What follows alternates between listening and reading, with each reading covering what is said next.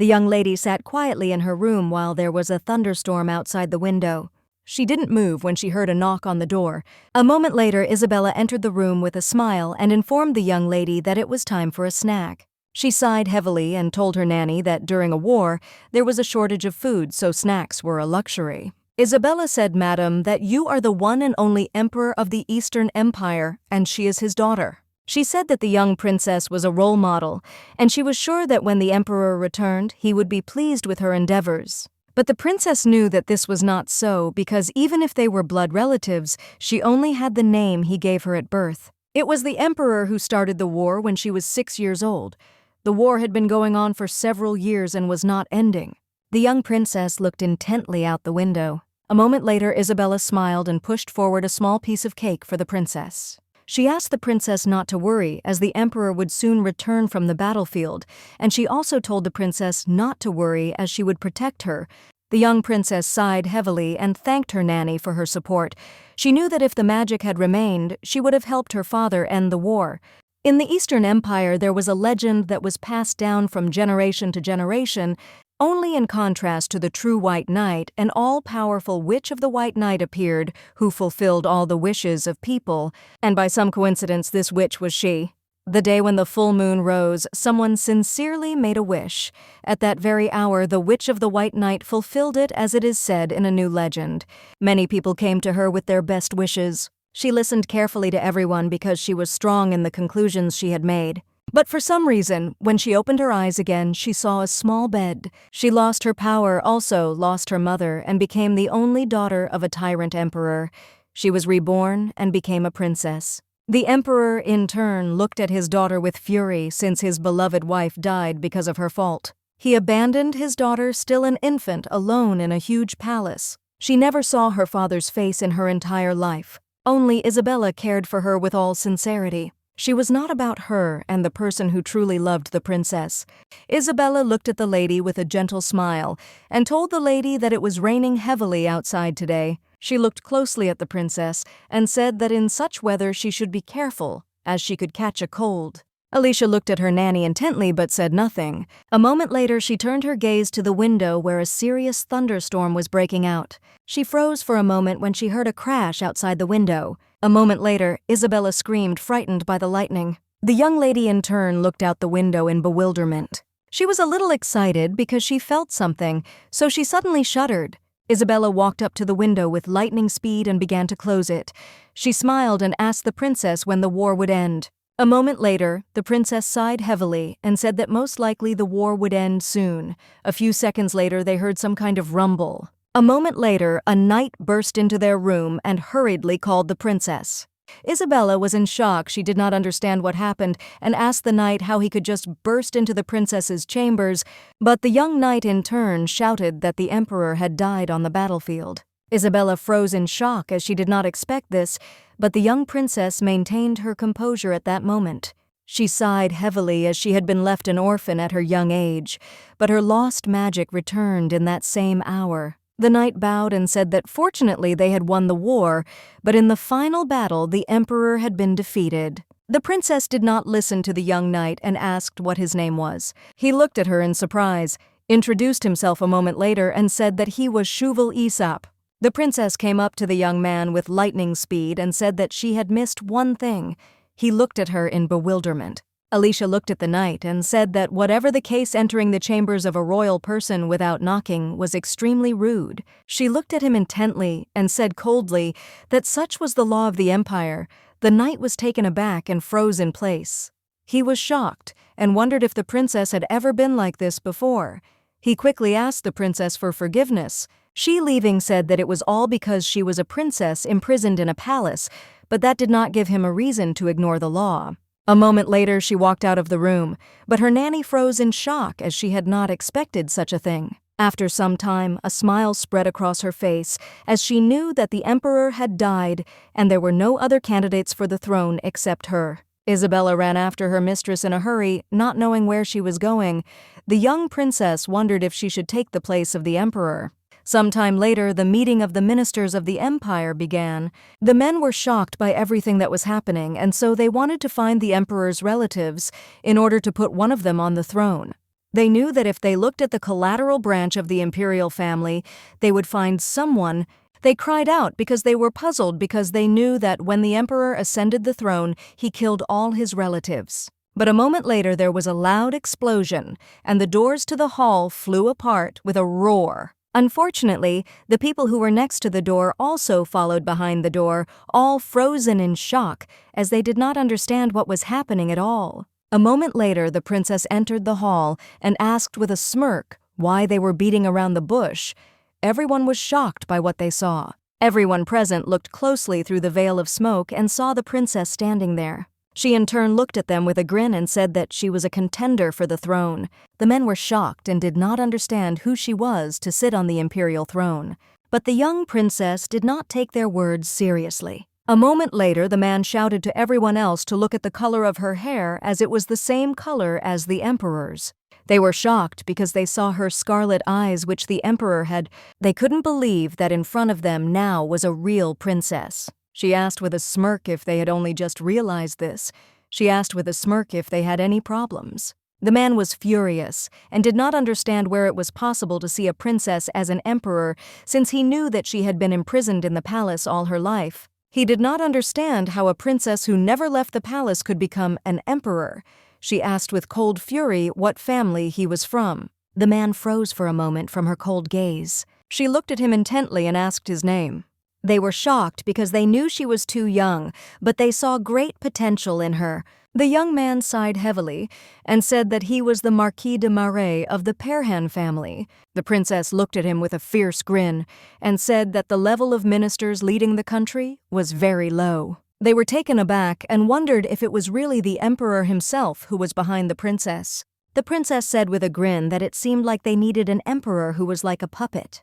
The Marquis was shocked and shouted that everything was not like that at all. She looked at them all intently as she realized that they were trembling in front of the child. Duke Arnold Herdev greeted the princess. The Duke said that the only thing they were worried about was the ability of the imperial family. The Duke said that the position of emperor required great effort and ability, and it was difficult to appoint a princess as emperor when there was no evidence of her ability. He also said that many regions were destroyed due to the war, and they should resolve this issue right now. He looked at her intently and asked if she could prove her worth as an emperor. The young princess said with a grin that it was very easy to do. After a few seconds, she used her magic. At that very moment, the Duke began to float in the air. He was stunned and screaming, but she said that he would see everything with his own eyes and tell about everything that happened. The ministers were shocked by what was happening. They did not know if it was possible to teleport so quickly. They understood that there had been no magicians like her before. They knew that the emperor had also reached the level of a sword master at around the same age. For some time they continued to whisper among themselves, but at the same time Isabella trembled and looked at the place where the princess had been a few minutes ago. The young princess went with her companion to a suburban city in the Eastern Empire. After some time, she landed on the ground with her light force, but the Duke fell with a crash. She was nervous as this was her first experience using magic in many years, but everything went like clockwork. She believed that she had lost the entire sum of the orgy when she was reborn and did not understand when she returned. She told the Duke that she had moved them to the nearest town to the border. The princess saw that the city was very badly damaged, and the Duke asked her in bewilderment what she intended to do. She sighed heavily and told the Duke to just stand and watch. She slowly picked up a handful of earth, and after a few seconds, she used her magic. She understood that now, with just one wish, all their traumas would be healed, and the destroyed houses will be restored one after another. She knew that there would be plenty of food in the houses so that people could eat their fill and not get sick. Alicia looked at the renewed city with a gentle smile after she restored it. The residents were surprised and at the same time happy that the city was completely restored, as were they. The Duke at the same time was stunned by what he saw. He could not believe what had happened. But a moment later, the young princess disappeared along with her companion. Unexpectedly, just as she had appeared, everyone thought that a goddess was coming towards them from below. After some time, they returned to the castle. Everyone pounced on them as they wanted to know where they had been. Alicia, with a satisfied smile, told everyone present that all the work to restore the border zone had been completed. The ministers were shocked because they knew that the war had ended only yesterday, and she had already managed to rebuild the city. The man looked at the Duke intently and asked if the princess's words were true. The Duke in turn was stunned and said that it was all true and all the work in the border region was completed in an instant. He looked closely at all his comrades and said that the princess just waved her hand and restored everything. She turned around and walked away with a smile, knowing that they shouldn't make a fuss over such a small thing. But a moment later, she was taken aback and stopped as she saw her nanny, who was standing in the same place. Alicia looked at the men hard and said she wouldn't ask them to confess, but they weren't to think she'd forgiven them. As she left, she told them with a smirk that they should just wait for her to surprise them. A moment later, the young princess was walking to her room with her nanny. Alicia looked closely at her nanny as she could tell she looked surprised. But she saw that the nanny did not tell her anything about what had happened.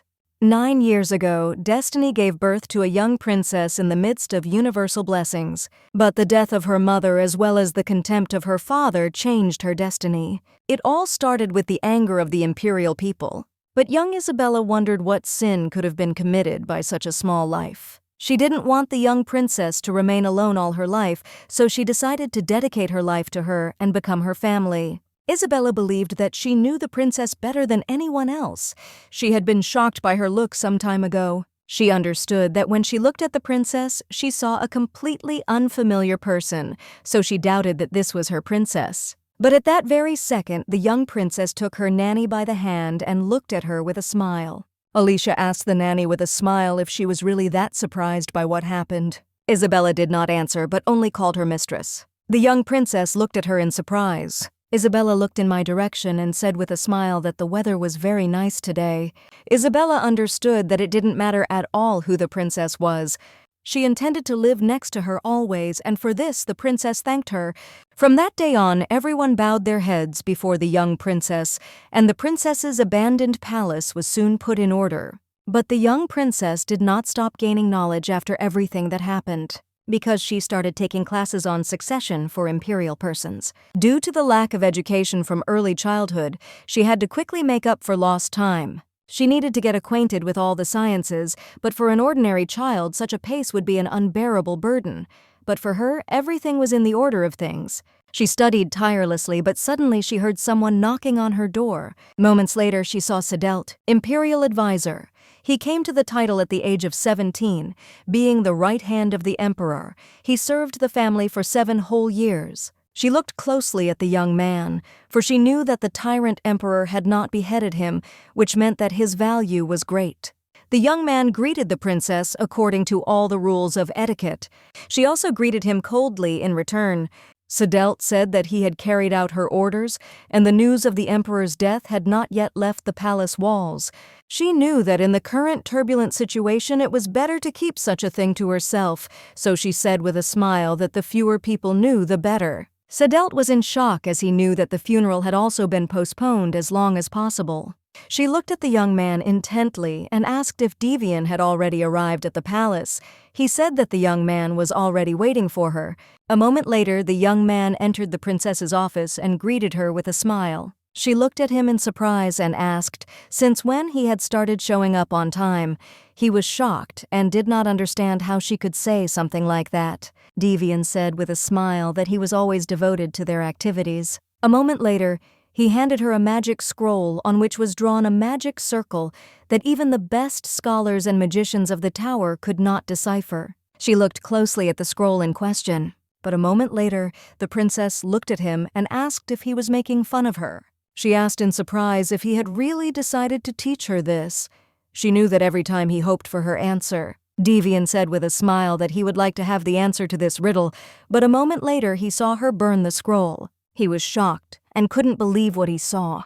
Devian smiled and said that luckily he was familiar with her character and had saved a copy so she could see how seriously he took their studies.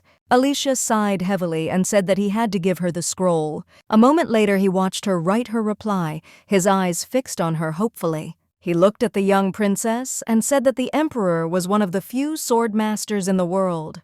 He looked at her intently and said that the news of his death would cause a storm of emotions, as he had heard that the king of another country had used black magic.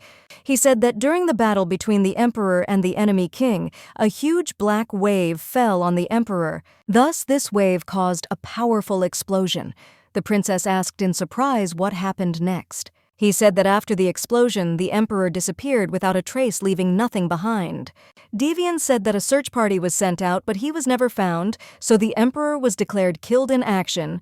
Isabella smiled and wished the young princess sweet dreams and left. Alicia pretended to be asleep for a while, but after a few minutes she got up. She looked closely at the documents that lay on her desk. She felt very sorry for her nanny, but she knew that since she had made it clear to everyone that she would become emperor, she had to give it her all. The young princess looked closely at the documents.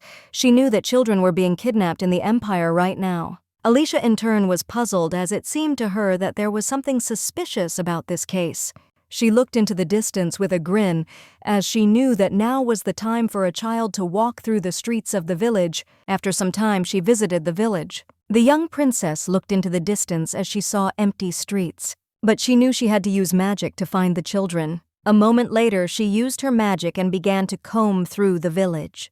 Her magic spread for many miles, and after a few minutes, she found the house where the children were. She cast her magic a little lower and noticed the men who were guarding the dungeon. The young princess was very happy as her search was crowned with success. After some time, she visited the dungeon where the children were. The boy looked at the young lady in surprise and wondered if it was really an angel in front of him now. She looked at him intently and gestured for him to be quiet. She smiled and said that she would definitely save them, but they had to behave quietly. After a few seconds, she looked back. The princess was a little surprised because your report only listed 6 missing children, but there were more. A moment later, she used her magic and thus opened all the doors of the dungeons. She looked closely at the children and wondered if they had decided to turn the children into slaves. She was furious, but then she noticed how the young guards came running at the noise. They were alarmed because they did not understand why the cages were open. But a moment later, they were taken aback as they noticed that the girl had made her way towards them. Alicia looked at them with cold fury and used her magic. A few seconds later, the young men were bound in magical chains, and they fell to the ground with a crash, kneeling. Alicia turned around and looked at the children, saying that they were free and asking if they were going to go home. She looked at all the freed children in surprise, as she didn't understand what was wrong with them. Looking at the young savior, they said that they did not know the way home. She sighed heavily because she knew that she still had work to do. A moment later, my princess used her magic and transported everyone outside. Alicia looked closely at the freed children and said that if they followed the arrow, then everyone would find their home. They said goodbye to their savior with a joyful smile, and the princess in turn wished them a good journey. She knew the forest was small, but she wondered why the villagers had never been able to find the children. The next day, everyone was discussing the situation as they were surprised that the princess had solved the problem of the series of child abductions. They knew that the kidnappers were locked in the dungeon, and unfortunately they remained silent, but an interrogation was underway. The Marquise told the ministers that the princess had dealt with a major problem of the empire. The Duke said that since the war there had been chaos in the country, and the princess had solved all the problems, and that was a lot of work. The Marquis said he agreed there was no longer any reason for her to demand that she prove her qualifications. Everyone looked at each other intently. They knew that it was time for a new sun to rise in the empire. At the same time, the criminals sat in a cell wrapped in the princess's magical chain. Alicia looked at the man closely and asked if they all wanted to tell her the truth. She asked if they were involved with illegal slave dealers. The young man said he didn't understand what she was talking about. The princess looked at him with cold fury and said that she was asking you for the last time because she would find out the truth anyway. The men froze in place in shock as they were enveloped in her cold gaze and anger. The young man said that unfortunately they could not tell the truth because if they revealed the information, then death awaited me, and much worse. He told the princess that she had nothing to change, but how cruel that woman was. After his words, he coughed terribly and fell to the ground. The young princess looked at the young people with a grin because she knew that this was all funny. Sometime later, the young princess was walking around the city. She looked around intently at the inhabitants who were going about their business. She knew that now it was better for her to change her childish appearance to that of a grown-up lady. A moment later, she was walking through the city in a different guise. She looked closely at the nondescript building, knowing that it housed a casino. Alicia judged from the kidnapper's memories and realized that an auction for the sale of slaves was being held in the dungeon under the casino. She was puzzled and did not know what they were hiding from the eyes of the Empire, but she knew that if she found that woman, she would be able to solve the riddle. But a moment later, she ran into my young man. He asked for forgiveness and quickly left. Alicia froze in place for a moment as she felt black magic. She looked closely at the young man as she thought the black energy was coming from him. She sighed heavily as she realized that this was none of her business at all, since she needed to deal with something else first. A moment later, she approached the casino where magical artifacts were being tested. She was surprised and did not understand what they could do with such a pathetic test.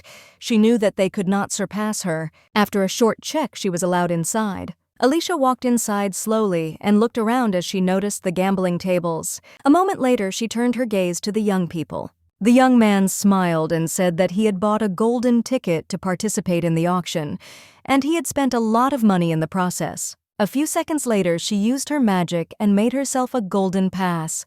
She approached the young man and asked if she could ask him for help. He looked at her in surprise, but still agreed and began to slowly check the ticket. Alicia looked at the young man and said that the auction was about to start. She asked if he would not let her in. He was taken aback and said that was not true. A moment later, the young man led the princess to the entrance. A few seconds later, she entered the hall where the auction was to take place. She looked around carefully as she realized where the underground auction would take place. Alicia looked into the distance with a grin, knowing that this was a very interesting place. Alicia knew that before the auction began, she had to go and look at everything. She slowly used her magic, making herself invisible to everyone else. She entered the employee hall and noticed a young man carrying some merchandise. She understood that he was carrying an expensive thing which could be purchased from a master, but a moment later she looked closely at some goods, for she saw that they contained imperial things. But after a few seconds she heard a female voice. The girl was addressing the Baron. The young lady looked at the Baron intently and said that those who were supposed to bring the children had fallen into the hands of the imperial palace. She said that she thought that after the end of the war, the imperial army had been replenished, so today her brother would bring something worthwhile. Alicia in turn looked closely at the young lady as she noticed her luxurious red hair. She wondered if the woman was behind everything. The Baron looked at the young lady in surprise and asked what her brother did, as he was constantly supplying them with expensive things every month. She smiled and said that she could not reveal this information.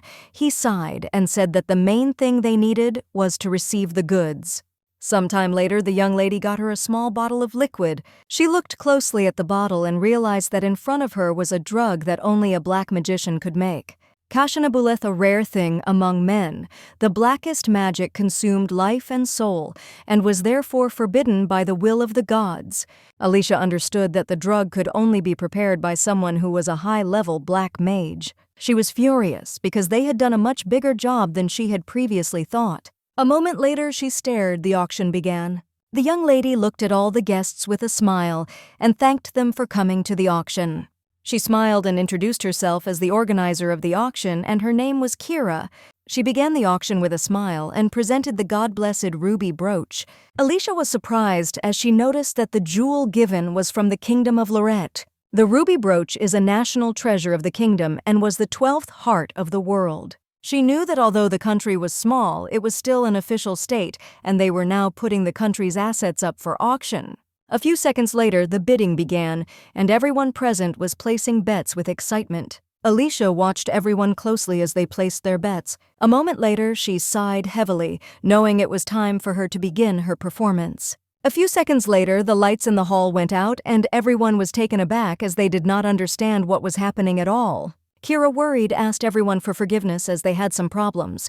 She said that they would fix everything soon, so she asked the guests to remain calm. But a moment later, they were all taken aback as a bright light shone. Alicia took the brooch with lightning speed because she knew that it was a national treasure. The young lady looked at the girl with fury and asked who she was. The princess in turn looked at the girl with a grin. A moment later, she used her magic, and the brooch disappeared from her hands with lightning speed.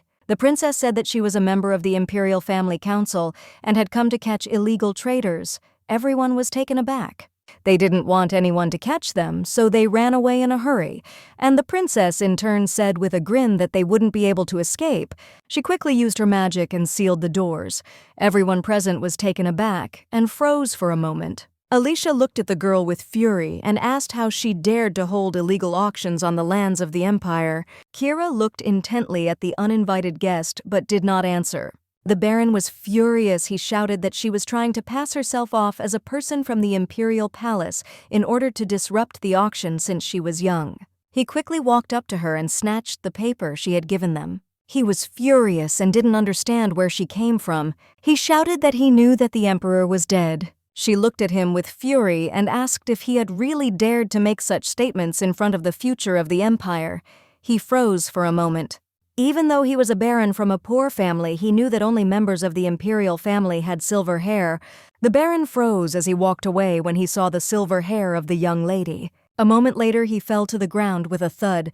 "I don't know what to do." Alicia looked at them with a grin and said that there was still someone left in the imperial palace who could put the seal.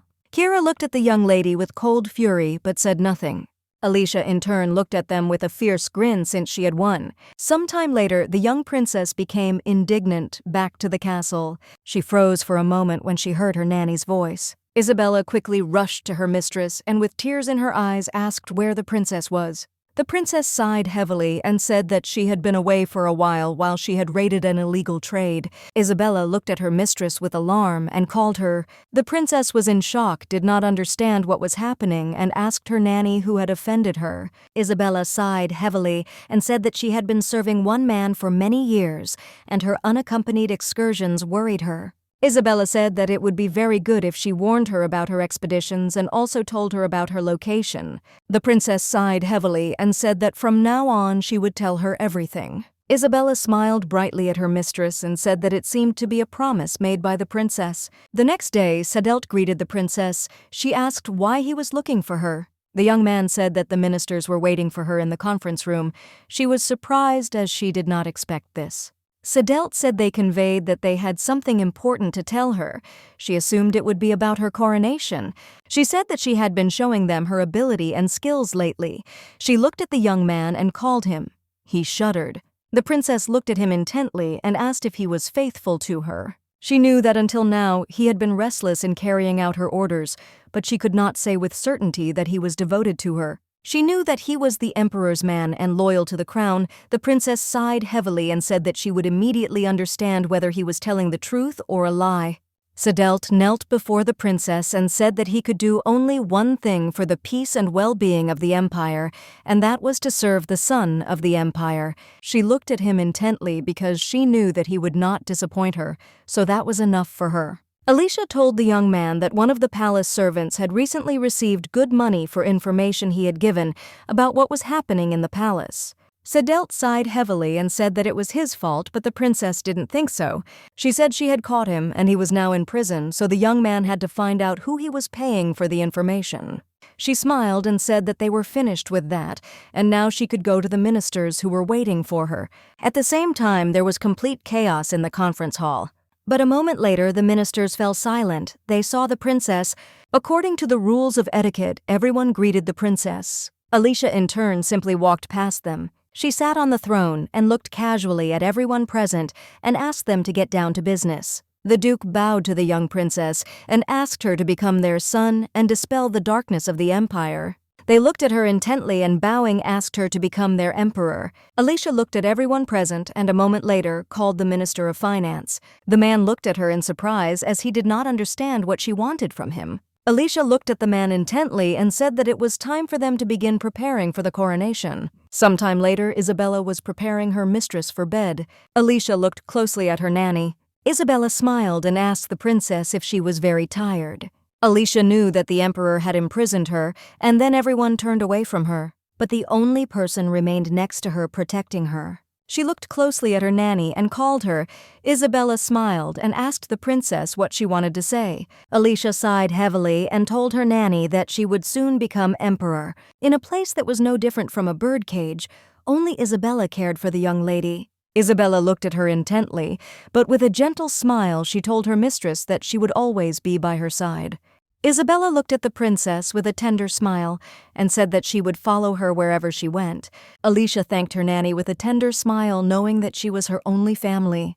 Isabella told her mistress that if anyone betrayed the will of Her Majesty, she would be the first to maim him and cut off his head. Alicia looked at her faithful nanny with a joyful smile.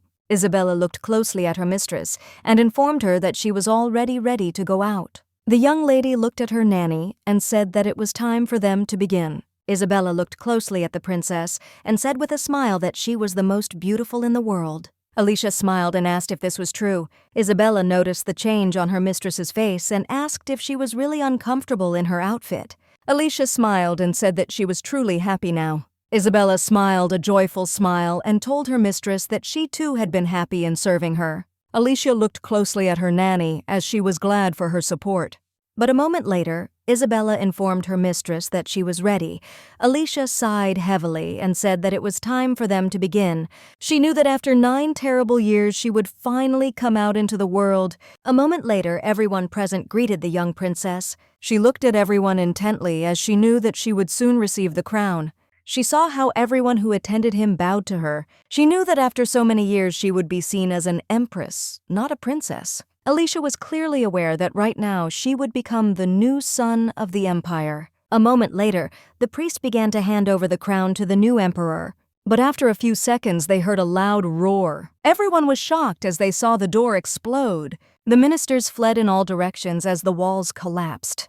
The young princess in turn used magic to protect herself and the priest who held the crown tightly. She knew it was a magical wave and not everyone was capable of something like that. A moment later, the emperor entered the hall and said angrily that in his absence, some fearless little thing had wanted to take his place. He looked at his daughter with cold fury. He looked at her closely and said that Anna had a rather interesting face. The ministers were frozen in shock as they could not believe that the emperor was alive. In a hurry, everyone began to shout and call for the emperor. The priest in turn was puzzled because he did not know what to do. The young princess was puzzled because she only wanted to become the new son of the empire, but her plan came to naught. Alicia asked her father for forgiveness with a grin, as she had never seen his face and therefore did not know if it was him. The emperor was shocked. She greeted him with a smile. She bowed and introduced herself, but he walked past her and told her to get lost. Alicia sighed heavily and told her father that he had a truly nasty character. A moment later, the emperor threw the crown to the ground. She looked at her father puzzled and asked if she had said that out loud. The emperor turned around with lightning speed and looked at her with fury, but at the same time he put his sword to her throat because she dared to insult the emperor. She said with a grin that the empire was now unfortunately in complete chaos, and being a princess she could not stay away. He said with fury that he saw that even death did not frighten her, and it seemed that she was a complete fool. Alicia said with a smile that he was very funny. She pushed his sword away and said that if the truth were to be told, he had already decapitated her with that ball. She looked intently at everyone present and said that her father was tired from the long journey. Alicia asked with a smirk, how about Togo passing the throne to the younger generation and retiring? The emperor looked closely at his daughter and said that it seemed she really did want to be beheaded. She bowed and said with a smile that if this was what her father wanted, she could not resist such a thing. She said that she would leave today but would return tomorrow. He looked at her with fury and told her that she had to get out of his sight. Some time later, the young lady was in her bed thinking about everything that had happened. She understood that her magical power was destroyed in front of the emperor. She remembered how he mercilessly put the sword to her throat. Then she wanted to use her power, but nothing happened. She was furious and didn't understand what had happened. A moment later, Isabella walked up to her mistress and asked if she was okay. Alicia looked at her in confusion and asked why she shouldn't be okay. Isabella sighed heavily and said that the princess was probably upset about what happened. The princess smiled tenderly and said that she was fine. Isabella looked at her mistress with a tender smile, but a moment later, she asked the princess if she would like to hear a funny story. She said that she had heard the story when she was young, and it was about the White Knight's witch. Alicia was puzzled because she was the White Witch. The White Knight's witch lived on the moon. They said that if you sincerely make a wish, she will fulfill it. Isabella looked at her mistress with a joyful smile and said that the beta was not worried. Isabella said that she would continue to pray to the White Witch for the princess, and she would help her. Alicia looked at her nanny with a gentle smile on her face, and at the same time she thanked her for her support. At the same time, someone was praying tirelessly and asking for the wish to be fulfilled. The young princess woke up the next day, but she was puzzled as she had had some strange dream. She was a little worried as she felt uneasy and awkward at the same time. In the morning, the young princess was carefully thinking about her dream. She felt as if she remembered something but did not know what exactly. Isabella offered her mistress a small snack, but a moment later she saw that the princess was worried about something, and so she asked what was wrong. She asked the princess if she had had a nightmare last night. The princess knew that now was not the time to worry about such trifles. She called her nanny Isabella with a joyful smile, asked the lady what had happened. Alicia smiled into the night with one smile and suggested to her nanny to go for a walk. Sometime later, they went into town for a walk. Isabella was struck by teleportation magic. But she heard that when someone used teleportation magic, it caused dizziness.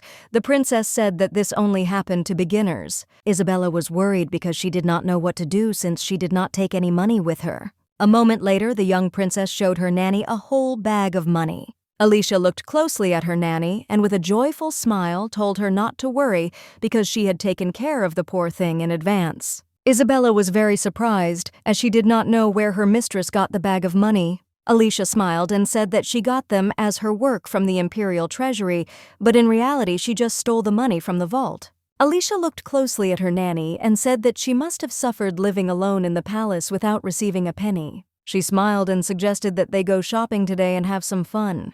Isabella looked at her mistress with a tender smile, but a moment later she happily agreed with the lady and they went off to have fun. A moment later, they entered a clothing store. The young princess showed her sign with lightning speed. The young ladies were shocked, as they immediately understood who was in front of them. In a hurry, they shouted that they would be taken to the best room immediately. Isabella asked the princess if one of the palace staff had given her the badge. The princess smiled and said that the badge with the emblem of the imperial family was on her father's armor. Isabella was shocked as the prince and settled something like that, but in turn, no one gave her anything, she just stole the badge. A moment later, they were having fun as they were offered various decorations and outfits. Young ladies with joy prizes, realities, various outfits. Princess said girls so that you send a check to the imperial palace. At the same time in the imperial palace, the young man reported all the events to his master. The emperor was shocked because some of the gold coins from the vault had disappeared and the badge with the emblem of the imperial family had disappeared. The emperor was burning with rage as he received a huge bill. Sedelt bowed and said that everything was correct. The emperor realized that his daughter had broken through several barriers in the vault.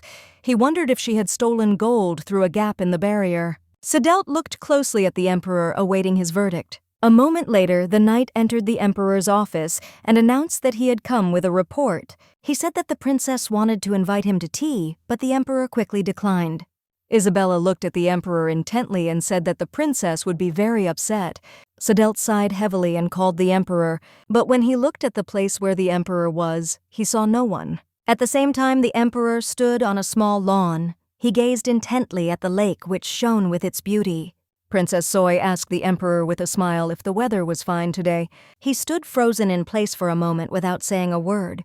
Meanwhile, she quietly sipped her tea. She smiled and told her father that since he had refused to have tea, he could join her for the picnic. A moment later, the emperor slowly sat down next to his daughter and looked at her intently. He looked at his daughter with cold fury and asked what she was doing. Alicia sighed heavily and said that she thought His Majesty did not like sitting on the ground. A moment later, she easily used her magic and pulled the blanket over herself. A few seconds later, they were already sitting at the table. She asked him with a smirk if he was comfortable now, but at the same time she held him with her magic. He sighed heavily and coldly asked why she didn't leave. Now Alicia looked at him with a smirk and asked what he was talking about. He looked at her intently and said that since she had such abilities, she should understand that the attitude towards her would change. She smiled and asked where to go and if her home was here. He looked at her with cold fury and asked if she thought he might kill her. She smiled and said that they really did have a pretty funny speech. Alicia asked with a smile if he was saying that because he thought it was possible. She looked at the emperor intently and said that she was not going to stay here to save her life, and she did not want to receive the love of an irresponsible father. She sighed heavily and said with sad eyes that she was already tired of living as if she were dead. A moment later, she told the emperor that she was tired of living alone and seeing the palace day after day. The emperor in turn looked at her coldly and said that she should just live as she had lived before. Alicia asked if there was something he didn't like. The princess said that she had never imagined that the empire was filled with such interesting things, and now that she was here, she did not want to leave at all. He looked at her with cold fury and said that she infuriated him. Alicia said with a smirk that he needed to make a choice before he could say that. A moment later, she used her magic and the emperor disappeared. This irritated her greatly, since she could not control her magical power near the emperor. She sighed heavily, since she knew that he should have killed her back then, since now she planned to exclude changes. The next day, the emperor gathered all the ministers for an audience.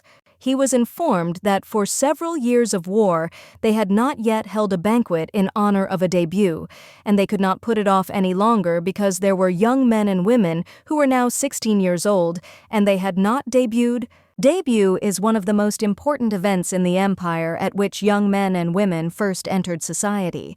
Usually, the debut event was held at the age of 16. But the Eastern Empire was unable to hold a debut for the children of nobles for several years due to the length of the war. The ministers told the emperor that at this celebration, they needed to inform the aristocrats about the existence of the young princess. The young man froze for a moment, knowing that the war had long since ended, but he still felt the cold emanating from the emperor. The emperor thought for a moment about the princess's debut. Everyone looked at the emperor intently, waiting for his answer. Sadelt in turn looked intently at the emperor because he did not know what he would say, but a moment later the emperor sighed heavily and said that they should still arrange a debut for the princess. At the same time, the young princess and her nanny were sitting in the garden and drinking tea. The princess was surprised because she did not expect to make her debut. Isabella smiled and said that she heard that the debut would take place in a few weeks. Alicia looked at her nanny and asked if she could opt out of it. Isabella was shocked. She told the princess that she must definitely attend the banquet since it also deducted the victories of the empire, and she had never seen a debutante ball and therefore she must be there. Isabella quietly told the princess that she heard the emperor himself gave the go-ahead for the princess's debut. Alicia was a little surprised as she didn't expect her father to do something like that. The princess sighed heavily and said that she should still take part in it. Isabella was alarmed and wondered if the emperor was going too far. Alicia looked at her nanny in bewilderment as she did not understand what she was talking about. Isabella said in a puzzled tone that they had a lot to prepare for the debut. She understood that the emperor might have informed them earlier about the princess's first debut. The young lady was confused. She did not know what to prepare first. She wondered what she should do. First of all, prepare a banquet or an outfit. A moment later, she looked at her mistress and said that she had no training in dancing. The young princess was surprised as she had not expected to have to dance. Alicia looked at her nanny and asked if she could just cheat. Isabella looked at her mistress with a gentle smile as she did not know where to start. Since the young princess is set to debut in a few weeks, they have sped up the schedule. They selected accessories and outfits. After this, there was basic training in etiquette. Next came dance lessons, which took place every day. The young princess was furious as she could simply die of fatigue, and so she wondered if this was what the emperor wanted. The countess smiled and told the princess that she should concentrate her attention on dancing. A moment later, the young princess obeyed and began to dance with her nanny. The countess smiled and said that she was worried about the accelerated schedule, but the princess exceeded her expectations. Isabella smiled and said that the princess could do anything. The countess looked closely at the young princess and asked if she had already decided on a partner, and for her debut the princess thought about the question for a moment. She knew that everything was correct and that the aristocrat's partner was his father or one of his relatives. A moment later, she said that her partner would be the emperor. The ladies froze in place for a moment. Sometime later, the young princess was resting in her bed. She sighed heavily as she knew that she had said the first thing that came to her mind, but she was clearly aware of the fact that the emperor would never become her partner. She sighed heavily, knowing that she shouldn't even hope for something like that. A moment later, everything swam before her eyes. She sighed heavily and slowly pulled the blanket up. She didn't understand why she needed to learn to dance when she didn't even have a partner. The young princess was a little upset by this fact, but she knew that it was just a waste of time. At the same time, someone was asking the White Knight's witch very much to help give birth to a child. The young lady said that she really wanted the child to be born and to look like his father. She asked the White Knight witch to give her permission to meet her child.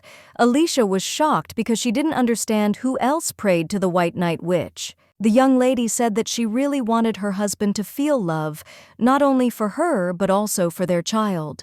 She wanted to have a happy family and wanted her child to be happy. The White Knight's witch told the woman that she would fulfill her wish because she was an all-powerful witch. The young princess in turn closed her eyes tightly as the bright sun was shining in her eyes. But a moment later she woke up and sighed heavily as she had the same dream again, but unfortunately she did not remember it. She slowly walked up to the window. Alicia stared at her reflection. She sighed heavily because she didn't think she had slept forever. She didn't understand why her cheeks were burning. But a moment later, she turned around because she heard some kind of crash. She looked in surprise at her nanny, who had just dropped a basin of water. Slovenia, after Isabella rushed to her mistress and hugged her tightly. Isabella couldn't bear it any longer and burst into tears. Alicia was in shock. She didn't understand what had happened while she was sleeping. Isabella looked at her mistress intently and informed her that she had slept for 10 whole days. The young princess was shocked. She did not expect anything like this. She looked at her nanny in confusion and asked if she had really slept soundly for the past 10 days. She was shocked because she knew that it didn't matter now, because she was about to make her debut. Isabella looked closely at the princess and said that she had previously thought she was terminally ill.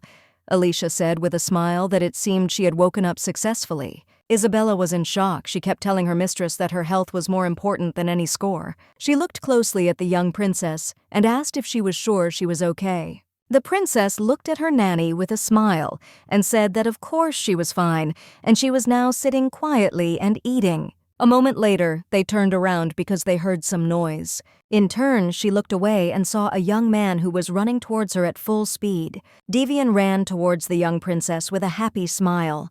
She was confused because she didn't understand what happened and why he was running towards her at full speed with a happy smile on his face. Sometime later, the princess and her companion were sitting and drinking tea. She sighed heavily and asked why he had come unannounced. Devian, with tears in his eyes, told the princess that she had been sleeping all this time.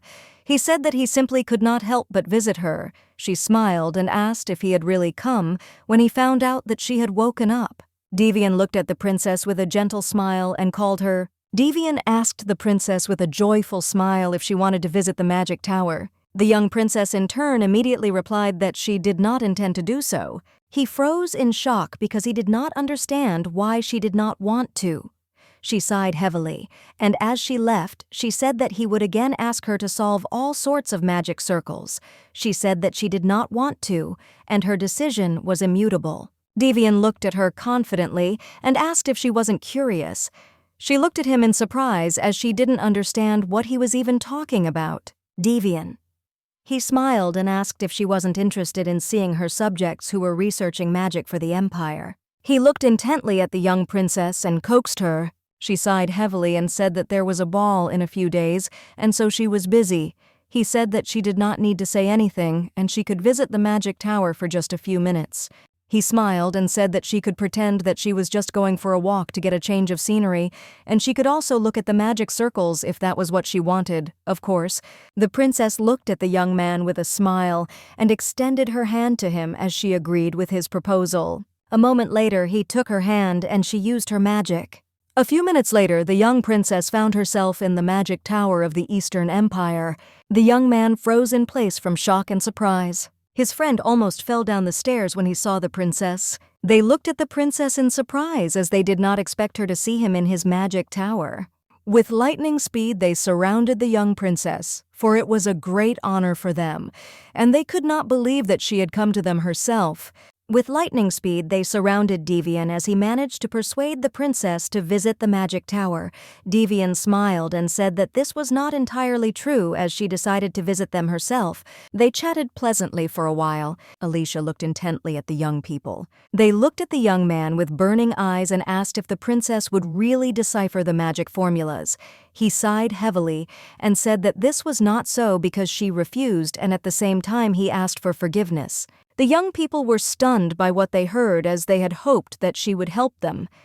Devian looked at the princess with a smile and said that he would take her there now and show her everything in the magic tower. A moment later, they walked deeper into the magic tower. Devian sighed heavily and with a smile asked for forgiveness from the princess instead of the young people, since they were immersed in research all day long, so they were a little inadequate. She sighed heavily and said with a smile that he said such things as if he thought he was different. He was shocked and asked if that was not true. A moment later, the young man sighed heavily because he knew that there was no point in trying to prove anything to her. He said that if she went higher, she would be able to see a beautiful landscape. A moment later, they entered a small room, and she froze for a moment as she saw that there were many interesting things in there. He smiled and said that it was. He pointed to a small stand with a smile as there were magic circles everywhere. Devian pointed to the teleportation circles. Alicia looked closely at the small scrolls. She knew that because of the complex teleportation formulas, they had to be stored in this form so as not to lose them. She raised now, why were the super technologies needed? She noticed that there were a lot of them, and now she understood why the young man behaved like a peacock. But a moment later, the young princess pointed out a small scroll to the young man, as she noticed that he was the most suspicious of all. Devian informed the princess that this circle of magic connected to the dragon's nest. Devian smiled and said that because of the wide range of magic, they had to store it here. She sighed heavily and asked if anyone used it. The young man smiled and told the princess that he had heard that once someone entered the dragon's lair, they would never return, so they did not try to use it. She thought for a moment, for she knew that the dragon was asleep and he was also petrified. He looked at her in surprise and asked what she was talking about. She smiled and said that she didn't mean anything like that, and also said that it was useless, so she didn't understand why it was kept so carefully. He looked at her intently and said that the creator of this scroll had a reason. A moment later, he looked at the young man and said that he was the one who created this scroll. Raven sighed heavily, not paying attention to anyone. The princess looked at the young man in surprise and asked why he had created this scroll. Raven said it is being used in an ongoing study. Devian looked at the young man intently, but did not answer. A moment later, he noticed his cloak as it was all dirty, and therefore asked what had happened to it. The young man sighed heavily and casually said that he probably got dirty when he fell, and nothing bad happened because it was just the juice of the bonbrew berries. Devian froze in shock, but a moment later he hurriedly asked his friend if that juice wasn't super sticky. Raven asked his comrade what he was talking about. A moment later, he realized his mistake as the scroll in question was stuck to his sleeve. Devian was shocked because he didn't understand why his friend took the scroll in the first place. But a moment later, the young man cried out in fury that the scroll had got him since he could not detach it from himself, and he carelessly tore it. The young people were shocked because they realized what the wizard had done. A moment later, everyone was transported to the dragon's lair. They were in shock and wanted to go back. The young people were puzzled because they did not understand who touched the list at all, but a moment later, they realized who had messed up, so they wanted to deal with him quickly.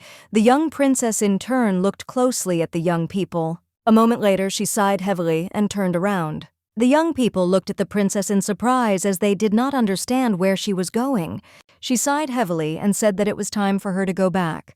Alicia looked at the young people with a smirk and said that they should quickly get up and explore after her. The young people looked at the princess in bewilderment. She smiled and told them that she would get them out of this place alive. They looked at the young princess with joy because they knew that she would do everything possible to help them.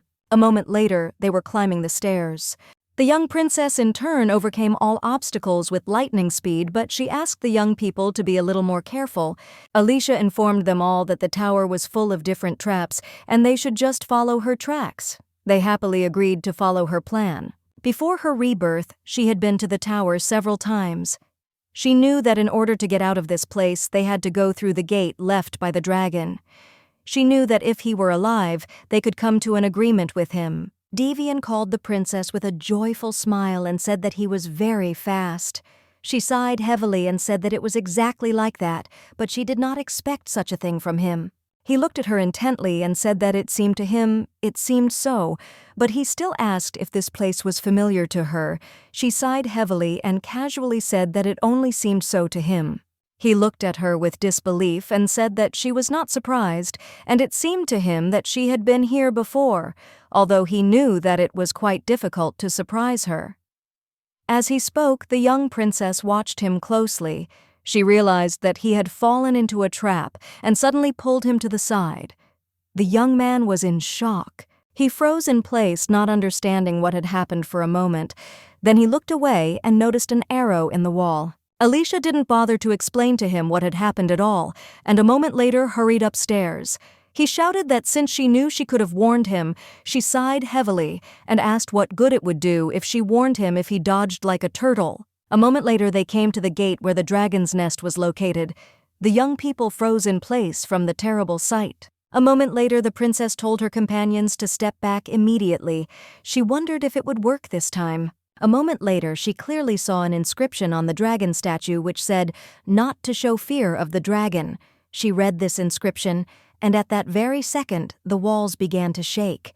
The young people were shocked and frightened by everything that was happening, but the princess stood still. She knew perfectly well that this hall would not collapse, but she saw that the statue was ready to spew fire. Alicia knew that they had to withstand the blow, and then they would be able to get out. The young people were in shock and did not know what to do. She looked around and noticed that everyone was shaking in fear. And at that very moment, the princess realized that the only one who could withstand the dragon's onslaught was she. A moment later, the dragon struck at the unexpected travelers. Devian immediately grabbed the young princess and rushed to the side with her. Alicia was surprised as she did not expect anything like this. A moment later, they fell to the ground with a crash. She was in shock, did not understand what had happened and why he had pulled her, but the young man was furious. He did not understand what she had done. He shouted and asked why she stood there and did not dodge the blow. She looked at him in bewilderment as she did not understand what he was talking about. He screamed that her fire almost turned her into ashes. He looked her over hastily as if he wanted to know if she was okay and if she was hurt anywhere. He sighed heavily and asked why she did this, because they were all worried about her asking the young princess if she really wanted his heart to stop that very minute. Devian sighed heavily and asked the princess not to do that again, as he was very worried, and so he asked her to take care of her precious life.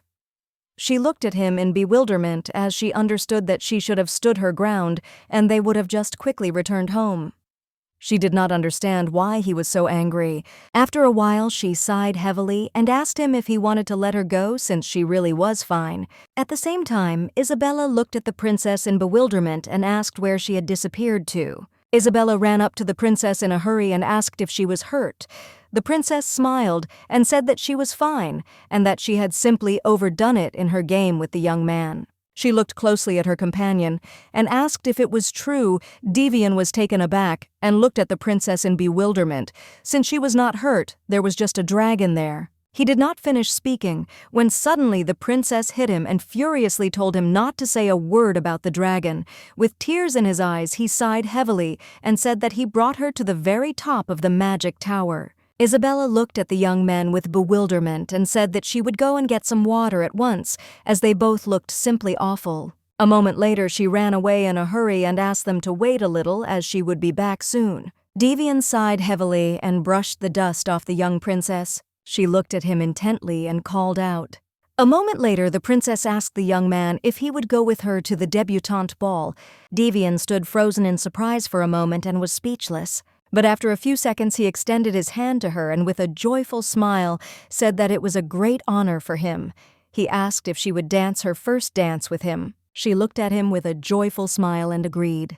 But a moment later he looked at her excitedly and asked if she was sure of her choice. The young princess looked at him in bewilderment and asked why not. Devian sighed and, looking away from the young lady, said that this was her first debutante ball and she wanted to go to the ball with him. She sighed heavily and asked if he was afraid that as her partner he would fall under the wrath of the emperor. He sighed heavily and said that he wasn't afraid of it at all.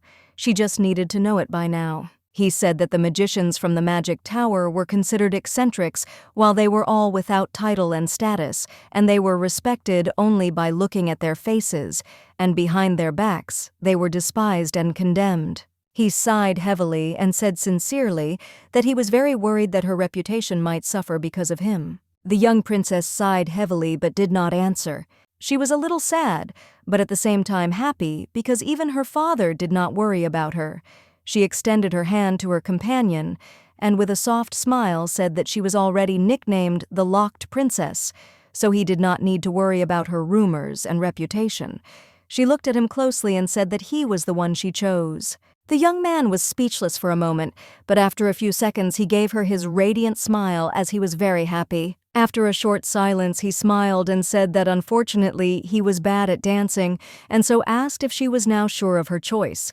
She looked at him intently and said that they were going to the ballroom right now. Sometime later, the day of the debutante's ball arrived and the young princess actively participated in the preparations. The maids looked at the young princess with glowing eyes as she was shining with beauty. They said with admiration that she looked like a doll. Sometime later, the young people stood near the carriage waiting for the princess. Isabella froze in place with admiration when she saw the young princess.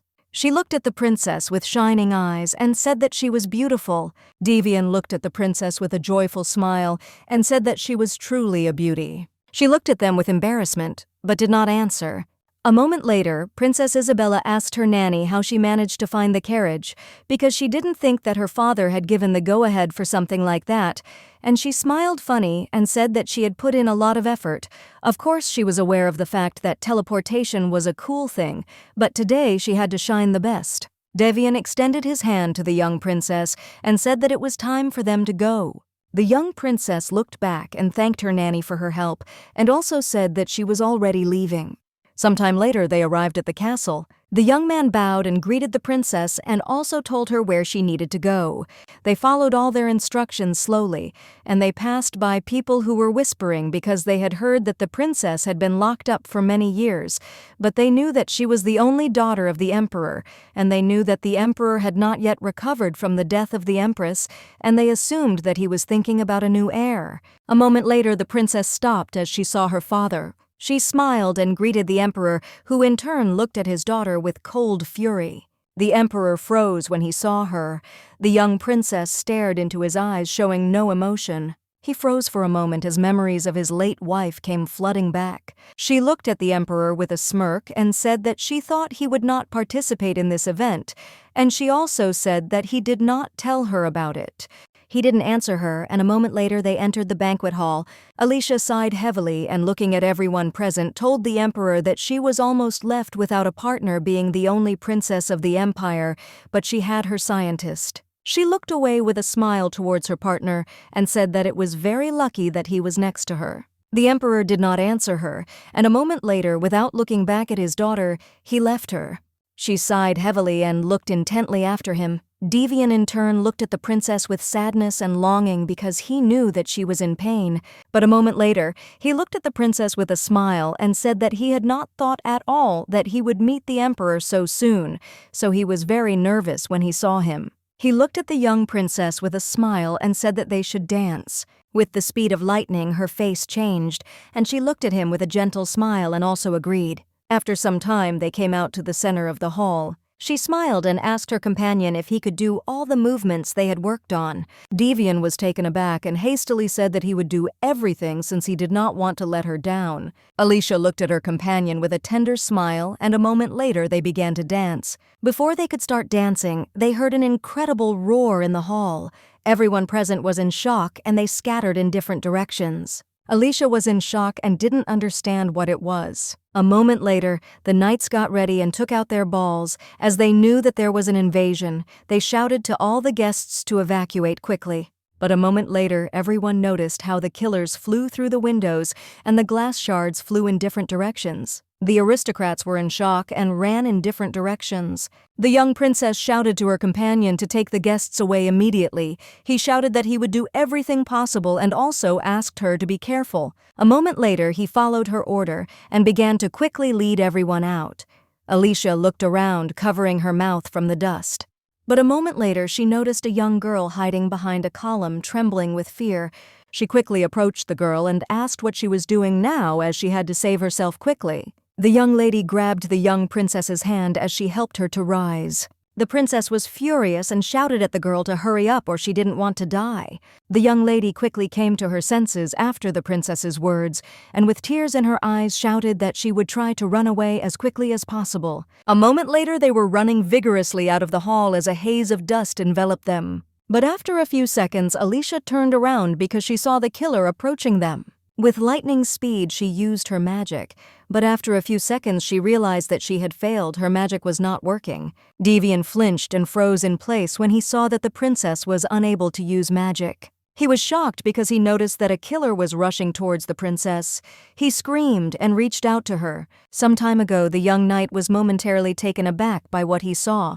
He was shocked because he didn't know where the emperor and princess were. But when he entered the hall, he saw that an assassin was heading towards the princess. With lightning speed, he dealt with the murderer, and in the process, blood gushed over the princess. He hurriedly approached the princess and asked excitedly if she was okay, but after a few seconds, he froze in place in shock. He was puzzled because he saw that the blood splashes were right in front of her and the corpse was lying at her feet, but she did not even flinch. He understood that this was not at all typical for a child. At the same time, the princess looked around and realized that the killer was behind the column. She was in shock and did not understand why she had not been able to use her magic. A moment later, she looked at the knight and called him. He was taken aback as he was stunned by her calm appearance. She unperturbed asked him to give her his sword. He was surprised as he did not expect such a thing. But a moment later he obeyed and gave her his sword. She slowly pulled his sword and thereby cut the entire carpet. Unfortunately, Alicia knew that her magic was unstable. This greatly irritated her since this had not happened in the past. But she knew that since magic was disobedient, she should not despair because she just had to believe, and everything would work out for her. She thrust the sword into the floor with a loud bang and with all her strength, and at the same time her power activated. Her power spread throughout the hall. In doing so, she was able to freeze the killers, and they froze in place, rooted to the spot. Shovel froze in place not from her magic but from shock, as he did not expect to see anything like this. She looked at everyone present intently as she knew that everything was fine and she could handle everything.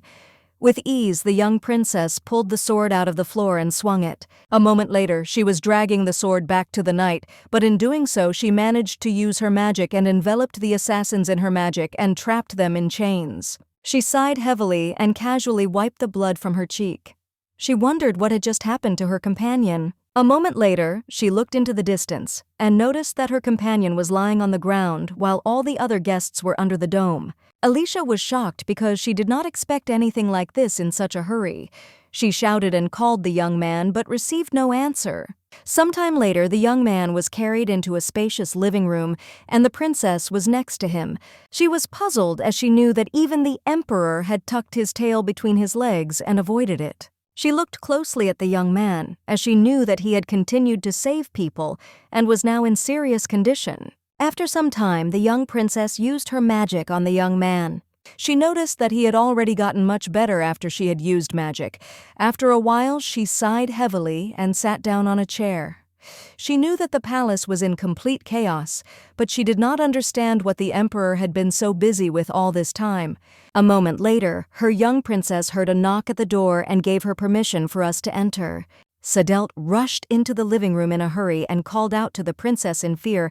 He sighed heavily and began talking about the emperor, but the young princess's face showed that she simply didn't care about the emperor right now. But still, a moment later, the young princess was in the room next to the emperor. Looking at her father, she felt the presence of black magic. She didn't understand where he picked it up, but from the rumors, she knew that he barely survived the attack of black magic. Now she assumed that his condition had worsened. A moment later, the young princess coldly said that the emperor was very exhausted. The doctor hurriedly asked the princess when the emperor would wake up. Alicia, in turn, looked at the man with cold fury, and he shuddered. The man was taken aback and, trembling with fear, said that they needed to wait because His Majesty was too weak after the war to recover in time. She looked at the man with cold fury and asked if he couldn't accurately determine his awakening. The man was very frightened, and in a hurry he fell on his knees and shouted that he would do everything possible to help the emperor. Sadelt approached the young princess because he wanted to tell her something. He said quietly that Madame Kira had escaped from the dungeon. The young princess was surprised by this news. He sighed heavily and said that it seemed that the young lady had escaped during the commotion. Sadelt bowed and said that he knew perfectly well that it was inappropriate now, but he still had to tell her. He said that if the emperor did not recover, then she would have to deal with the chaos of the empire. She sighed heavily and calmly said that she did not want to do this. They looked at her in bewilderment, as they did not expect such a thing. She sighed heavily and asked with a smile, what if her dad woke up and decided that she was aiming for his throne? Alicia looked sideways at everyone present and said that she would not sign up for this again. She sighed heavily and looked closely at the young man as she saw the bruises under his eyes. She knew that he had been sorting out the work for many years while the emperor was playing at war. Alicia sighed heavily and asked if they had determined where the explosion had come from. Sadelt said that they had figured everything out, and the blast line and the invasion were connected to the underground dungeon. She looked at him intently and asked if that meant that the people who infiltrated the palace were Kira's allies. Sadelt said they thought so, and that's why they started investigating her case. The young princess was a little puzzled as they broke through the knights of the palace and entered the banquet hall, and nothing caused the slightest concern. A moment later, she changed her face and said with a grin that it would turn out that a rat was wandering around the palace. She looked at the young man intently and said that they needed to find all the rats as well as the missing prisoners and Kira among others. They tried to find traces of Kira starting from the casino, but her tracks were carefully scattered, making it difficult to track. Alicia sighed heavily as she was already very tired of everything. She had no idea who Kira really was. But she was acutely aware of the fact that there was more than one person involved in this matter. She wondered if she would have to deal with this too. She sighed heavily, for she knew that if the emperor came to his senses and could not find something to do with himself, it would be very bad for her. But she knew that this was not the main problem now, and what was more important to her now was her strength. She was well aware of the fact that she needed to immediately find out the reason for the failure of her power. Time the maid looked after the emperor. They looked in bewilderment at the door, which quietly opened. They were shocked when they saw the princess, but she still told them to be quiet. Alicia slowly walked up to her father, who was still sleeping peacefully. She noticed that her strength was uncontrollable next to the emperor. She was confused as her power was getting out of control. The maids looked at the young princess with tears in their eyes as she was irresistible because she still wanted the emperor to wake up as soon as possible. Even though he could lock her in the palace, he was still her father. She sighed heavily as she knew that it was still not easy to find the emperor's weak spot. But she knew that her magic and the emperor were somehow connected. A moment later, she winced as she saw that her father had come to his senses. With lightning speed, she turned around and walked towards the exit. The maid looked at the young princess in surprise, as she did not expect that the attack would quickly leave the room. But after a few seconds, they saw that the emperor had woken up. He glanced sideways at the open door as he realized that his daughter had come to see him. After the emperor's awakening, Sadelt came to the emperor to report to him everything that had happened. He looked intently at the emperor and said that he would like to say something in addition to the report. The explosion that happened on the day of the debutantes is now being investigated by the princess herself. He sighed heavily and said that the criminals who escaped from the dungeon were found and imprisoned in the dungeon, but unfortunately they were still unable to find Madame Kira. Even her whereabouts were unknown to them. The emperor sighed heavily and said that it seemed that there was a rat in the imperial palace. Sadelt bowed and said that she had finished his report. He looked closely at the emperor, for at such moments they were as alike as two peas. He remembered how the princess had also told him that a rat had appeared in the imperial palace. The emperor looked closely at his assistant and told him to continue the investigation as instructed by the princess. Sadelt bowed and obeyed the emperor's command. At the same time, in a dark alley, young people noticed a young lady. Kira looked at the young people with a satisfied smile and walked past them. They looked at her intently, but she said with a predatory grin that the conquest of the Eastern Empire was just around the corner. The next day the young lady opened the letter because she was invited to tea. Isabella Sir told the princess with a happy smile. That tea party sounded very nice, Alicia thought for a moment, as she did not know the young lady named Elizabeth Herdeb. But a moment later she remembered the Duke. Isabella looked at her mistress intently and said with a smile that she knew who it was. She looked at the young princess intently and said that she had heard that the Duke had a daughter about the age of the young princess. Alicia thought for a moment, as she had not heard anything like that. Isabella beamed with joy, for she knew that this was very good, because after the debutance's ball, the princess was invited to another drink, and there she could find a friend. The young princess sighed heavily and looked intently at her nanny. She asked if she really thought so. A moment later, she told her nurse to tell her that she was going to tea. Isabella beamed with joy, for she knew that her mistress would soon have a new friend. A moment later, she looked at the princess in bewilderment as she saw the worried expression on her face. Alicia looked at her nanny with a happy smile and asked if she wanted to go for a walk. Isabella smiled and said that it was a very good idea. A moment later, they came out into a beautiful garden, and Isabella admired its beauty. Alicia smiled and said that they should pay attention to the roses that were grown in the imperial palace. Isabella looked at her mistress with excitement and asked what would happen if they suddenly ran into the emperor. Alicia looked at her nanny in bewilderment and asked if she was really afraid of the emperor, but she did not need to wait for an answer, so she saw that her nanny was trembling. Isabella quietly approached the lady and asked how one could not be afraid of the emperor. She knew that all he could do was look at them like a wild cat. The princess smiled and said that everything would be fine. She smiled and said that if they suddenly stumbled upon him, then they would greet him and move on. A moment later, the princess told her nanny that she could tell her something interesting. Isabella looked at her mistress in surprise, since she did not know what they would talk about. Alicia asked the nanny if she knew that there were teleportation circles hidden in the garden. Isabella looked at the princess in surprise, as this was the first time she had heard about it. The princess in turn smiled as she saw one of the circles. She knew that this circle was established by her father. She looked at her nanny with a smile and asked if she wanted to come closer and take a look. Isabella was alarmed and said that she did not want to do this, because since it was the emperor's own doing, they should not go there. The young princess let go of her nanny's hand and told her to go and look around the garden and then return to the room. Alicia smiled and told her nanny that she would take a little walk in the garden. Isabella was shocked because she did not expect this. She was alarmed, looked after her mistress and called her, but she did not answer, and she shouted to the princess to be careful. A moment later, the young princess was leisurely strolling through the garden. She looked closely at every circle that came her way. She was surprised she did not understand who came up with the idea of such aesthetics. She noticed that everything was done quite interestingly, since the path was laid in the form of a pattern. But a moment later, she came across a small greenhouse. A few seconds later, she was transported to another place. She froze for a moment as she saw the emperor sitting quietly under a tree. She looked at him in bewilderment as she did not understand who was dozing at such a time in such a place.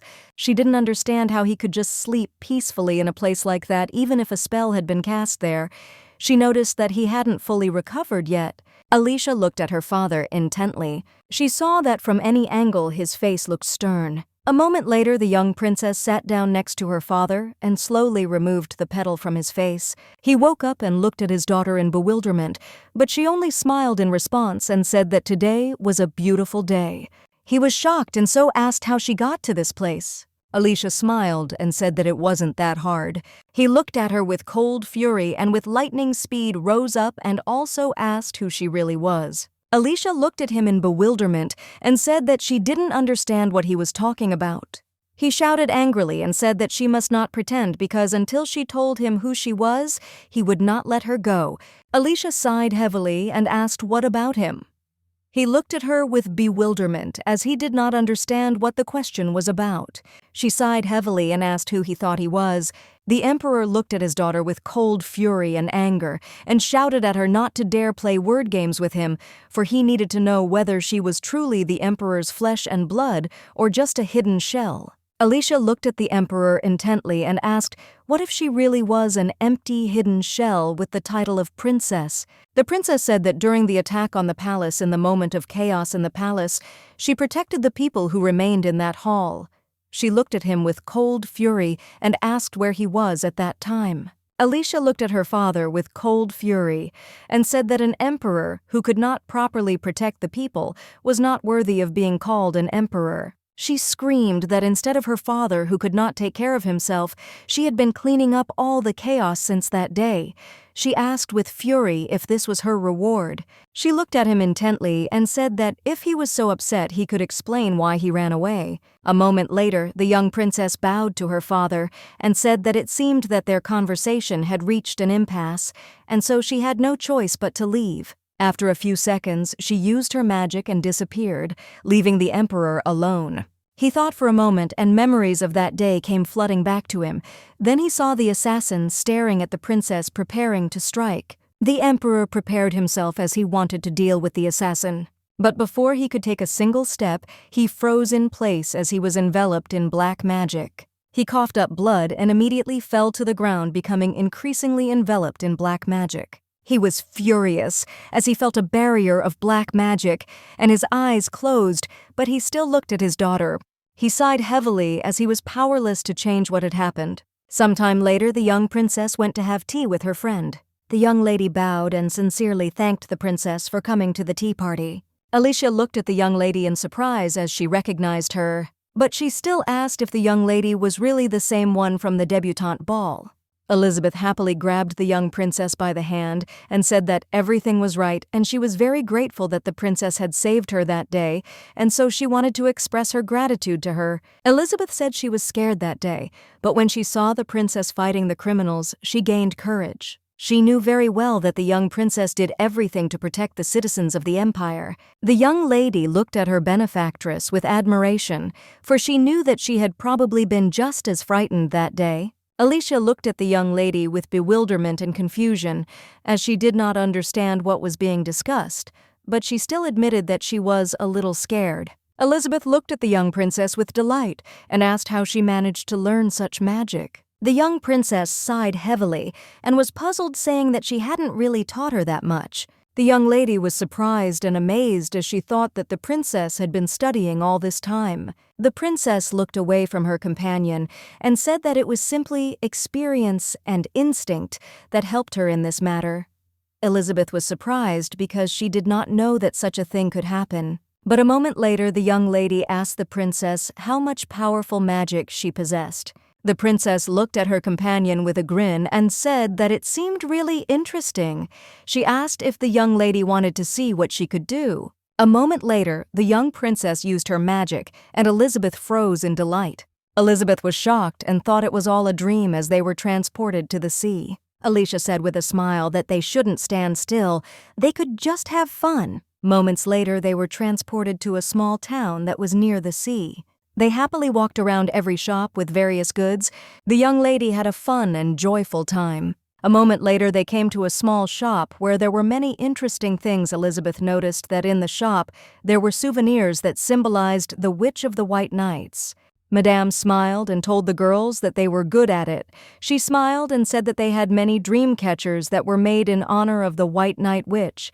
She smiled and said that they said that if you hang one in your room and make a wish, it will come true. The young lady in turn looked closely at several dream catchers. She knew that the souvenirs the witches of the White Nights were in front of her, and therefore she felt somehow uneasy. The madam smiled and asked the girls if they liked the legends about the White Night Witch.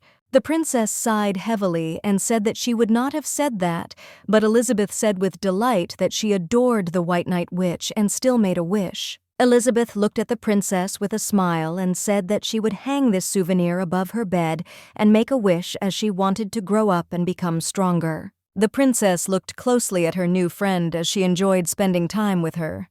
She was glad that her friend liked the White Night Witch. Sometime later they passed through a crowd of people. Alicia knew they had to be careful not to get separated in the crowd. She wanted to use the teleporter so she wouldn't get lost. But a moment later she looked back and noticed that her friend was not next to her. She was shocked because she did not understand when her friend could disappear. At the same time, a young lady sat in one of the alleys and quietly cried. She did not know what to do if she could not return home. But a moment later she flinched as she heard someone's voice. She was surprised, looked at the old grandmother and asked if he had just called her. The old woman smiled and said that it was so because the young lady was very beautiful.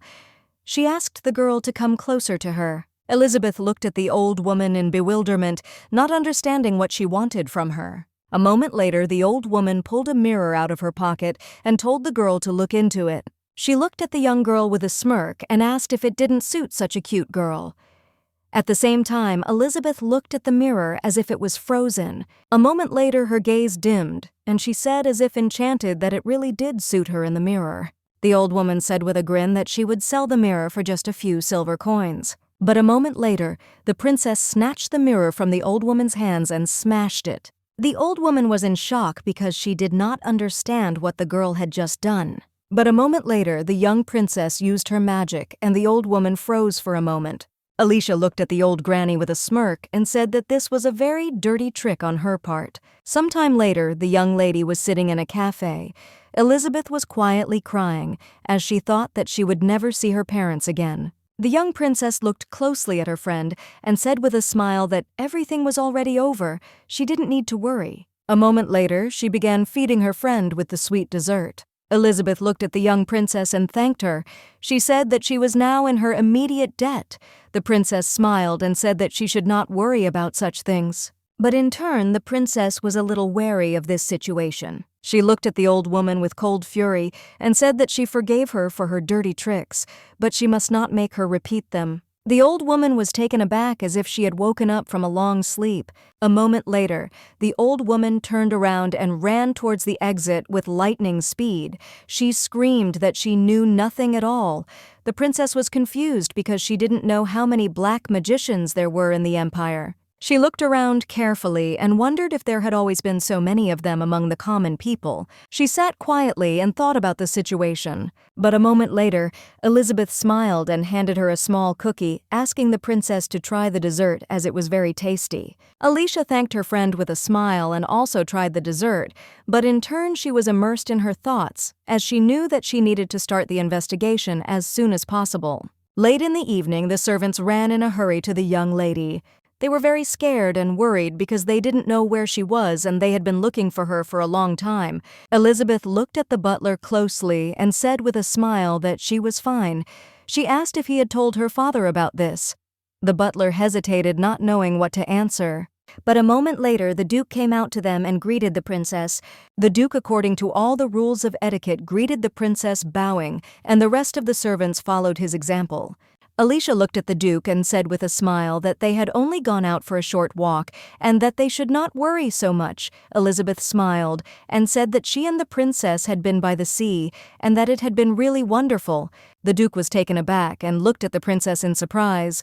Alicia smiled and said that the young lady had told her that she had never been to the sea, so they decided to take a walk. She said that since they had returned safe and sound, he should not scold too much. The Duke sighed heavily, as it was an awkward moment for him, but he still smiled and said that it was a great honor for him. Elizabeth bowed with a smile and told the princess that today was truly a fun day. The princess bowed back and told her friend that she hoped they would meet again. As she left, she turned around and looked intently at the father and daughter. She saw how Elizabeth enjoyed every moment spent with her father. She saw that the Duke smiled a soft smile at his daughter. She turned around sadly, and she felt a little sad, but she knew that it didn't matter because her only family was this or Isabella.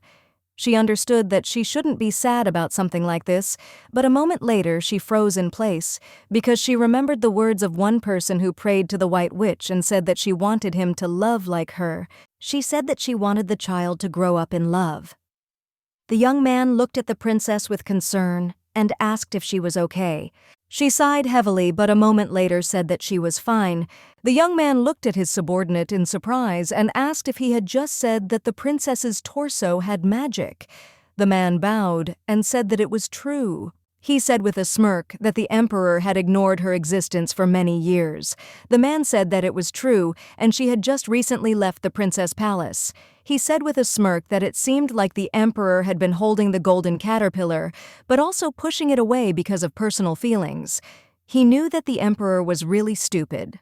Cadell thanked the man for the valuable information and told him he could go.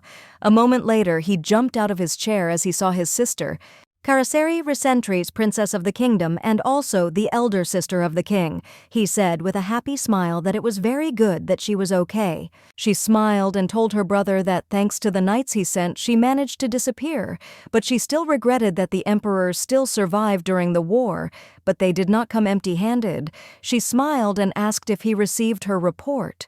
Cattle sighed heavily and said that of course he had received everything, and the report spoke of the terrible relationship between the emperor and the princess, and besides that, he learned that the emperor was quite vulnerable to black magic. He knew that it was time for them to expand the domain of the black magic kingdom. He looked at his sister with a smile and said that this was very good news, because the emperor was very stupid, although they did not know how strong the princess was, but 100 deaths of his wife, he pushed away his own child. The princess said with a satisfied grin that this was only to their advantage, and it would be good if they could disrupt the relationship between the princess and the emperor. Cattle said with a satisfied grin that in that case they would be able to conquer the Eastern Empire and make her one with the kingdom. The princess said with a grin that there had been nothing so funny for a long time, and she was now in anticipation.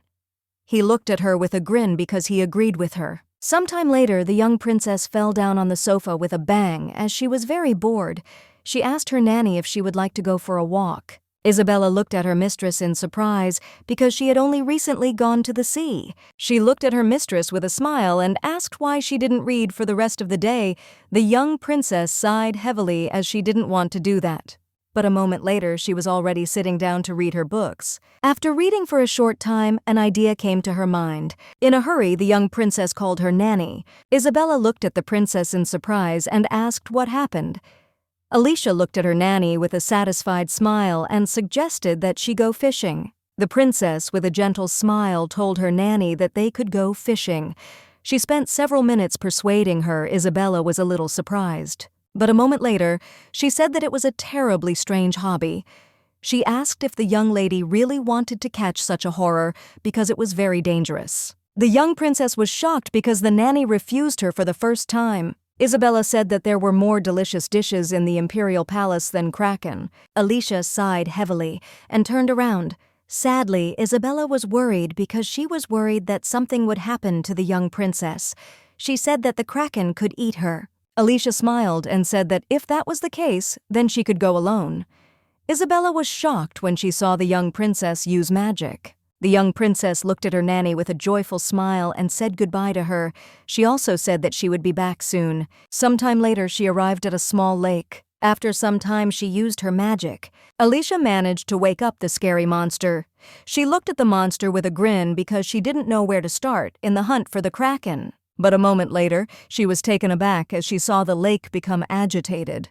She was shocked because she saw the huge tentacles of the kraken. She looked at the monster with a grin as he crawled out on his own.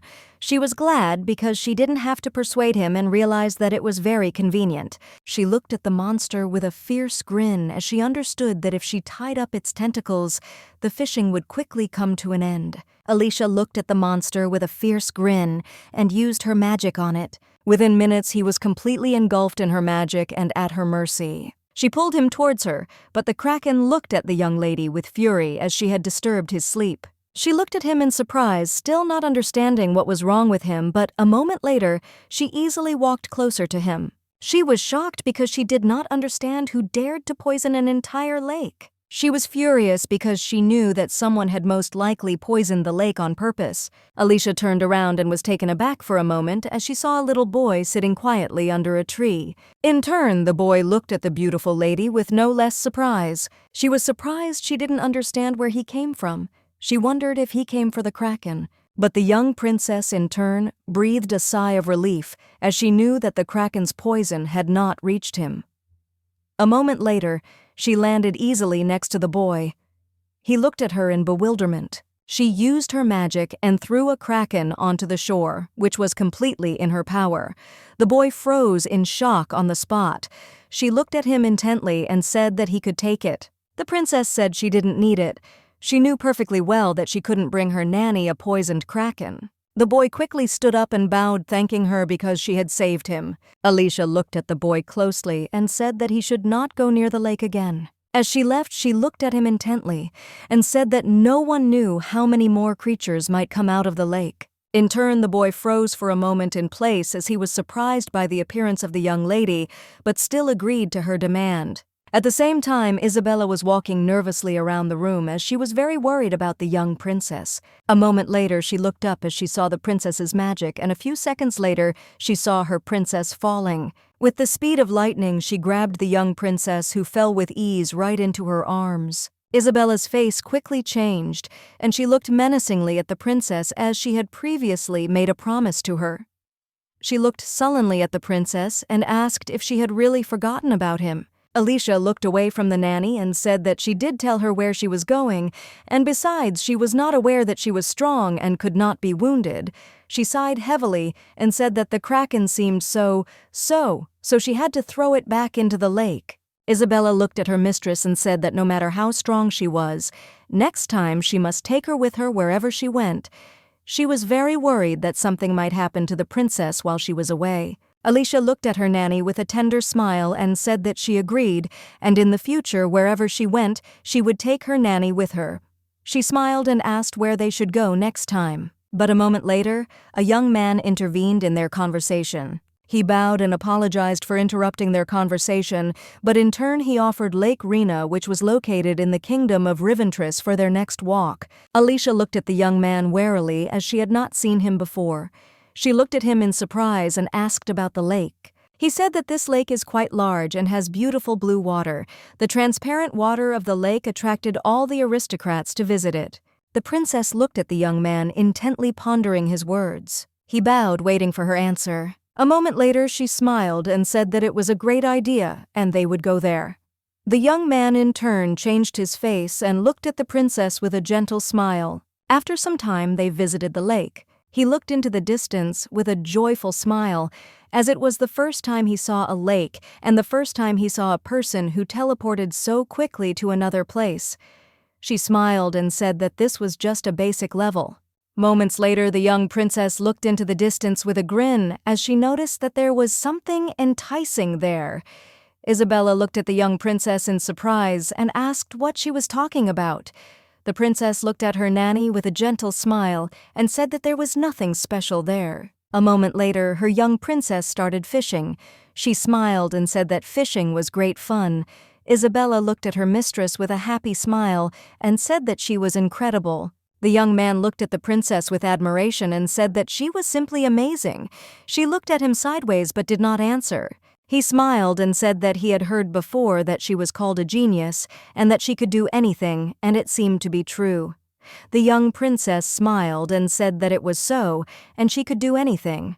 He said with a smile that it was a great honor for him to be next to a genius. She looked into the distance with a smile and thanked him, because she was so pleased to hear something like that she even wanted to die. He looked at her with a smile and asked if she could walk on water. The young princess sighed heavily and said that it was easy. Isabella asked the princess in surprise if she was so incredible that she could walk on water. The princess sighed heavily and said that it was nothing, and that she simply had to walk on water as if on land. He looked closely at the young princess and enthusiastically asked her to show him how she could walk on water. Isabella asked the young man in bewilderment if it was safe. Alicia looked at the young man with a smirk on her face as he insisted that she walk around the lake. He smiled and said that he really wanted to see it. A moment later, the young lady obeyed his whim and walked leisurely across the water with ease and grace. She turned with a smile and, looking at the young man, asked if he was impressed by what he saw. Isabella looked at her mistress with admiration and said that she was very cool. A moment later, the young man looked at them intently and asked if they knew. Isabella looked at him in surprise and asked what he was talking about. The princess in turn looked at the young man warily and sullenly in bewilderment. A moment later, he said that it was customary in the kingdom to set up magical traps. At that very second, the young princess fell into the trap. She looked at him with a fierce grin on her face because she knew it, and he thought he had fooled her. Earlier, he had interrupted their conversation and asked for forgiveness, but still told them about the lake in the kingdom. She knew that he had infiltrated the palace as a princess, and it was genius on his part. The princess noticed that his action was different from the locals, so she assumed that he was not a local. So she decided to play along with his so-called genius plan. She took advantage of the situation and voluntarily fell into the trap. But she was surprised when they used sleep magic and teleportation. She realized that the king of these places himself was quite cunning. As she fell asleep, she told the young man that at their next meeting, she would kill him. At the same time, Isabella screamed and called for her mistress with all her might. She reached out to her, but it was all in vain. She, the lady, was puzzled as she understood that she had only frightened her nanny with such behavior. At the same time, the emperor was more important than the documents in the palace. A moment later, he heard some noise. Isabella burst into the emperor's office and shouted that the princess had been captured by the kingdom. She shouted that she had been kidnapped. But a moment later, out of helplessness, she fell to the ground. Sadelt looked at the emperor with excitement and called him. The emperor angrily told his subordinate to immediately hold a council. At the same time, the king burst into wild laughter. He was glad and considered himself a genius because he knew that the princess was still a simple child, and they only had to deliver a few compliments to the young princess, and she would immediately melt. He knew that as soon as she stepped onto their territory, she was caught like a bird in a cage. The king looked at the young man closely and asked what had happened to the princess's nanny, Boeing. The young man said that she had been sent back to the Eastern Empire, and they would soon find out that the princess had been captured by the kingdom. The king was very proud of his victory. Caraseri looked closely at her brother and said with a joyful smile that the princess would soon wake up and he should go to her. He smiled and said that he just wanted to go visit the bird. He said with a satisfied smile that he had heard earlier that the young princess was an exact copy of the emperor, and he wanted to know if this was true. Caraseri said that during their first meeting, the young princess disguised herself as an adult lady. She knew that the princess used magic to transform herself. The king said with a smile that he was very interested and would go and look at her at once. The princess said with a smile to her brother that he should go and that she would soon join their conversation. She also said that he should enjoy this moment. At the same time, the young princess sat in the dungeon imprisoned by magic. A moment later, the king nevertheless went down to the young princess in the dungeon, but in turn he looked at the young lady with cold fury, so infuriated were the fair-haired ones. He saw that she had cows on her which were holding back her magic. He wanted to see how things would go next. A moment later, he approached her and with a grin asked if she had woken up their little bird. The princess cursed very beautifully and told him to immediately take his ugly mug away from her, and she also told him not to call her little bird as it sounded disgusting, but she called him Red Rooster. He froze for a moment in shock, as he had not expected such a thing, and stared intently at the young princess as she waved her arms in different directions. But a moment later, he laughed wildly. He looked at her with a grin and said that she had a tongue like a broomstick, but still it wouldn't help her because she was now wearing special shackles with the seal of their kingdom. Alicia looked at him with cold fury and asked if it was he who put the crippling shackles with the seal on her while she cursed and called him names. He asked with a smirk why she didn't take them off if she was so smart. He sighed heavily and said that she should wait a little because there would be fun soon. The young princess looked at him in bewilderment, and he asked with a smirk on his face if she was interested in what would happen next. He said that he was very curious if the emperor of the Eastern Empire was really as cold as ice towards his only daughter. He was curious if he was ready to give up on saving her. The young princess froze in place for a moment. He said with cold fury that he still wondered what her father would say when he found out that his little bird was being held captive by the kingdom. Alicia froze, not knowing what to answer. A moment later, the princess came down to their dungeon. Alicia looked at the young lady in surprise as she didn't understand why she was here. Karaseri looked closely at her brother and informed him that the message had already been delivered to the Eastern Empire. Alicia was taken aback for a moment when she saw the magic ball, but she was even more surprised when she saw her father and his help. The king looked at the magic ball with a grin and told the emperor that he was glad to see his ugly face. Cadel asked with a smirk what the emperor would say. Looking at his daughter, Alicia sighed heavily and looked at the king with cold fury, as this is what he called negotiations. The emperor looked at the king with cold fury and told him to tell him immediately what he was trying to achieve. Cadel told the emperor with a grin that he was still as heartless as ever. At the same time, the young lady sat quietly waiting for an answer. A moment later, the king put a dagger to the princess's throat and told the emperor that he would kill his princess today. She sighed heavily and wondered if he really had such jokes. The king said with a grin that if the emperor himself came for her, then so be it. He would endure the execution. With a fierce grin, he looked straight at the emperor and asked what he would say in response. He wanted to know if the emperor wanted to delay the princess's execution for a day. The emperor in turn did not answer, but a moment later the magic ball cracked and crumbled. The young princess was surprised as she did not understand what had happened at all. She wondered if her father had simply cut off contact. A moment later the king laughed wildly and told the princess that it seemed her father did not love her. Cadel looked at the young princess with a sneer and said that she could not even use the situation that she had earned. He wondered what she would do next because her father had abandoned her. The young princess in turn told the king to shut his mouth immediately, and the king froze in place as he saw her magic. A moment later, there was a deafening explosion. After the explosion, the king was thrown into the wall. The princess looked at the king with fury and said that he got the fun he deserved, and she also called him a red-headed rooster. Moments later, she came closer to him and asked with cold fury if he was having fun. He looked closely at the young princess and said that she really was a monster worse than the emperor. Karaseri looked closely at the young princess and said that family sometimes seems close, but is actually further away than those who are at a distance. Alicia looked at her in surprise and asked what she was talking about. Karaseri told the young princess that she considered the emperor her family. She said that they were related, but they saw each other less often than an eclipse. Alicia looked at her with cold fury but said nothing. A moment later, the king looked closely at the young princess with a smirk on his face. He asked if she wanted to forget about the emperor's heart. He looked at her intently and, coming closer, asked if she would like to take their side. She sighed heavily and told him to stop talking nonsense. Karaseri looked at the young princess with a smirk and asked if she still loved her father, who didn't care about her. Alicia pushed the young lady away with lightning speed, but she in turn said that she would bring her nanny to their kingdom.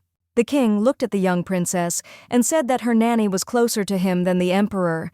He grinned and told the young princess that they only wanted one thing from her. They wanted her to help them when needed. Alicia looked at the king with cold fury but said nothing. The king, with lightning speed, put his dagger to the young lady's throat and asked the emperor what he would say. He wanted to know if he would postpone the execution of the princess for a day. But a moment later, the ball exploded. The emperor was surprised and shocked. Since they had not touched it with a finger, he did not understand why it exploded. The emperor was furious because he did not understand what exactly the king had planned. The young man looked intently at the emperor, waiting for his actions. The ministers proposed to immediately raise an army, but they knew that if they started a war after the one that had long ended, they would face great losses. They said that the princess was strong and could get out on her own, but the man was furious and shouted that the kingdom had declared war on them. The baron shouted that if the kingdom was involved in new black magic, then they would not be able to defeat him. For some time, the emperor sat quietly and watched everyone closely pondering the situation. A moment later, he called his assistant. With cold fury, he looked into the distance and said that the assistant must immediately gather the entire army. At the same time, everything was quiet and calm in the kingdom. The king and his sister were sitting quietly at the table. Moments later, they turned around as they saw a young princess walking towards them. Karaseri smiled and told the princess that she could sit at the table next to them. The princess looked at them with cold fury, for she saw before her only mangy chickens. A moment later, the princess sat down at the table and, looking at the young people, asked if they were brother and sister. At that very moment, they joyfully announced to the princess that it was true, and they brother and sister. She looked at them in surprise, as she did not understand what kind of atmosphere of a sweet family was in front of her. She looked at them with cold fury and asked if the murders on the day of the debutante's ball were really their doing. She asked if they were the ones who distributed the drug through the underground auction. The king said with a joyful smile that everything was true and it was all his doing, but he did not want to boast, but still said that he was very good at black magic. A moment later, the princess grabbed the knife and with lightning speed threw the knife at Karaseri, but the young lady did not even move. Alicia looked at the king with fury and asked if he was making fun of her. The king looked at the young princess with cold fury and anger as she dared to harm his sister. Karaseri told her brother to sit down. Karaseri looked at the princess intently and told her to understand them as her brother had been very keen to free her from the dungeon that day. Alicia in turn looked intently at the young lady and said that she was speaking in too joyful a tone. Karaseri sighed heavily and asked how she could not be happy. Because she was now having breakfast with her brother, and with a new family that is already on their side. Alicia sighed heavily and looked away from them because she knew that she would have to clean up all the mess. She did not understand what kind of life she had. Karaseri looked intently at the young princess and asked if she wanted to know anything else. Alicia sighed heavily and said, "Young lady, she spread the drug throughout the empire. She also planted black magicians on their lands and then started an underground auction to sell slaves." Alicia looked at the young lady with a cold, hard look and told her to explain everything to her in great detail. Karaseri sighed heavily and said that it was her fault, but she could swear that they didn't do this to destabilize the empire. The princess in turn looked intently at the young lady waiting for an answer. She said that if the princess helps their kingdom, there will be no more nuances. Alicia looked closely at the young men because she had guessed earlier, but now she was sure of her guesses and realized that the empire and the kingdoms were enemies until death. She looked closely at them and asked what was required of her. The king looked at the young princess with a grin and said that they would inform her when everything was ready. She looked at them with a smile and said that she agreed and would wait until that moment. At the same time, Isabella felt very strange because she had just told about the kidnapping of the princess. She wondered if she was really dead after all. She knew it was very unfair. But at that moment, she heard the voice of her beloved princess and reached out to her. She understood that she could not die because she had made a promise to the princess that she would protect her. A moment later, she woke up and was breathing heavily as she had a feeling of fear and anxiety. Alicia looked at her nanny worriedly and asked if she was okay. She wanted to know if she had been having a nightmare. A moment later, young Isabella rushed forward and embraced her princess with tears in her eyes. She looked closely at her mistress and asked if she was all right and if she was hurt anywhere. Alicia said with a gentle smile that she was safe and sound. Isabella in turn breathed a sigh of relief, but a moment later she still asked the young princess where they were now. Alicia hesitated for a moment, but after a few seconds, she said that they were now in the kingdom and circumstances forced them to stay. In such a place, Isabella was shocked. She did not expect anything like this. Alicia looked closely at her nanny and with a gentle smile said that if she did not want to be here, she could go back to the empire. She looked intently at her nanny, waiting for an answer. But a moment later, Isabella said that she would not do it because she could not leave her. Alicia told her nanny that it was still an enemy country, so she asked her if she was sure of her choice. Isabella looked at the princess with a joyful smile and said that of course she would be next to her always and everywhere, so the princess could not worry about this. She said that she was still worried because of her ignorance of the king's plan. After all, there had been rumors for a long time that he had mastered black magic. The princess smiled and told her nanny not to worry about that because if he tried to resist, she would simply kill him. Alicia looked at her nanny with a happy smile as she was ready to protect her no matter what. Isabella sighed heavily for she knew that her princess was incorrigible. At the same time, the emperor would sit quietly in his office and ponder the situation. He was furious when he saw that the ball had cracked. Then the ministers told him that there was no need to rush to gather an army. Considering that they had chosen the princess's nanny right under their noses, they did not want to get involved once again because they understood that if they went there, trouble could not be avoided. They told the emperor that he was endangering not only himself, but also the entire army of the empire. The emperor looked closely at everyone present and firmly and confidently informed everyone that he would go alone to the palace of the kingdom. Sadelt was shocked by the emperor's statement. The ministers shouted that this was the height of recklessness because he had only recently returned from a campaign and was now about to leave again and alone too. The emperor in turn looked at everyone present with cold fury but did not answer. From his gaze, everyone quickly fell silent. He sighed heavily and, rising, said that he would set out at dawn and asked his assistant to inform everyone. The emperor was furious because he had a disgusting feeling. He understood that everything was because of the damned king and his provocation. He knew his daughter and understood that she would not sit back and cry. A moment later, a servant entered the emperor's office with tea. Sadelt looked intently at the maid and said that he would do everything himself from now on. He looked at the emperor and said that they had brought him tea even though he had not asked for it. A few minutes later, the young man said that he would see the advisors off and come to him again, but he still asked the emperor to reconsider his decision again. A few seconds later, the young man froze in place from the guy as he saw that the emperor had been poisoned. With lightning speed, he rushed to the emperor as he was very worried and asked if he was okay. He was in shock and shouted to call a doctor quickly. But the emperor grabbed his assistant by the hand and looked at him with a cold and angry gaze. But unfortunately, he was unable to say anything. At the same time, the young princess was dining with the king and princess. The king said with a satisfied smile that the wine had a wonderful aroma. The princess in turn looked at the king with cold fury and asked why on earth she should look at his face so early in the morning. He said with a smirk that she should do it because the preparation was over. Alicia looked at him in bewilderment. The king smiled and asked if she was ready to help them with her strength. He said that the day he asked her to stand by their side had come.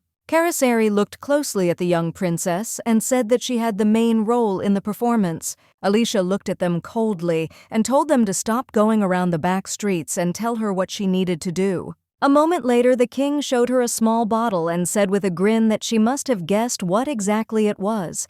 She was shocked to see the drug in his hands. He said with a grin that everything was correct, but this was not an ordinary drug but also a poison. He looked at the young princess with a fierce grin and said that this poison had gotten into the emperor's seagull. Alicia froze in place in surprise. She knew that if a person who was heavily influenced by black magic took such a drug, only death would await him. Black magic burned not only the flesh but also the soul. She knew that it could not be used on people. She knew that the emperor had survived the first assassination attempt using black magic. She understood that since he had taken the drug, he could have already died. She looked at the young men and asked if the emperor was so stupid that he just drank the poison himself. The king smiled and said that of course it was not so, and it was all thanks to the spies they had planted. He boasted that it had taken a long time, but the goal had been achieved.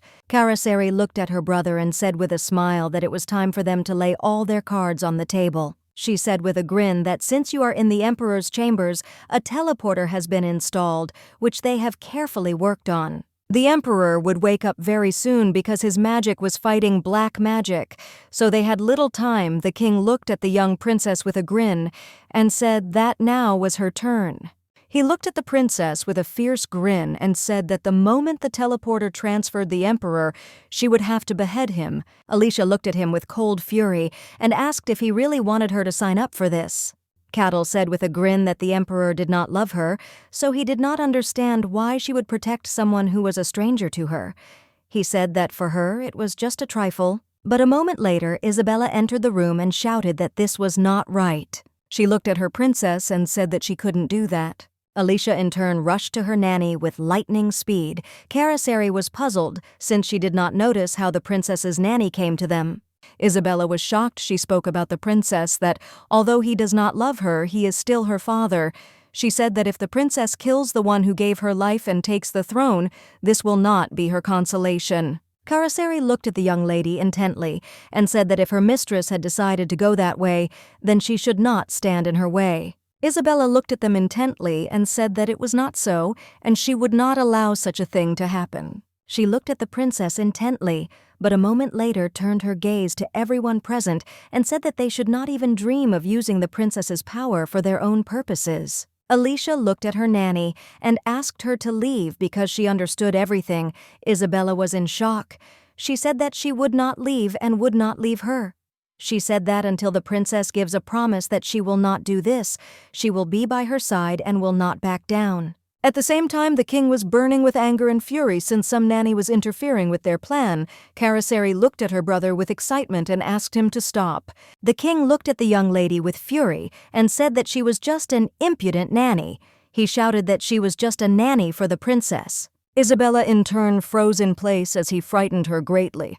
Karaseri called her brother and asked him to stop, but it was all in vain.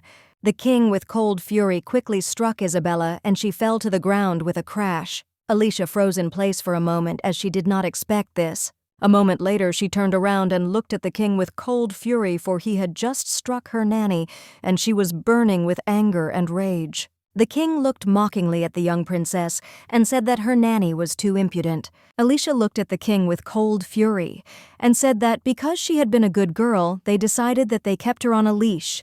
She looked at him in anger and said that he had made a mistake because he had hit Isabella and thus signed his own death warrant by crossing that line. A moment later, the brother and sister looked at the young princess in shock as she used her magic. They saw that magic was enveloping her. Alicia, in turn, aimed at the young people. A moment later, she used her magic on them and enveloped them. The king tried to use his magic in response. At the same time, the young lady was suffocating as she was being strangled by the princess's magic. After some time, a deafening explosion thundered. The king was in shock as he could not do anything, and at the same time the magic of the young princess was pressing on him and he could not breathe. After a few minutes, the princess looked closely at the young people who were lying on the ground. She knew that everything could not just end like that. Alicia hurried to her nanny and looked at her intently. A few seconds later, she used magic to heal her nanny. She sighed heavily and asked the nanny for forgiveness for putting her through such a thing. She wanted to return home with her as soon as possible. At the same time, the emperor was lying in his bed having been poisoned, but a moment later he managed to get up. He was furious because he knew that the king had managed to plant a spy in his palace. As soon as he stepped on the ground, teleport immediately started working. A few seconds later, the emperor disappeared from his room without a trace. After some time, he opened his eyes but noticed that his sword was next to him, but it was tied up. He looked around as he realized that this room was not like their palace dungeon, but when he got up, he froze in place as he saw his daughter in front of him. Robertus looked at his daughter in surprise and called her. She didn't answer but only sighed heavily. But a moment later, she said coldly that if she had only been a normal child, she would have been a cold corpse long ago. She looked at the emperor intently and asked if he understood this. He sighed heavily and asked if she understood that her actions could be considered treason. She said that if he wanted to throw her out, then he should have treated her even worse than anyone else. Alicia asked sadly if it would have been better for him to just kill her as a baby. She knew he felt sadness and anger at the loss of his beloved, but that did not give him any reason to smooth over his guilt.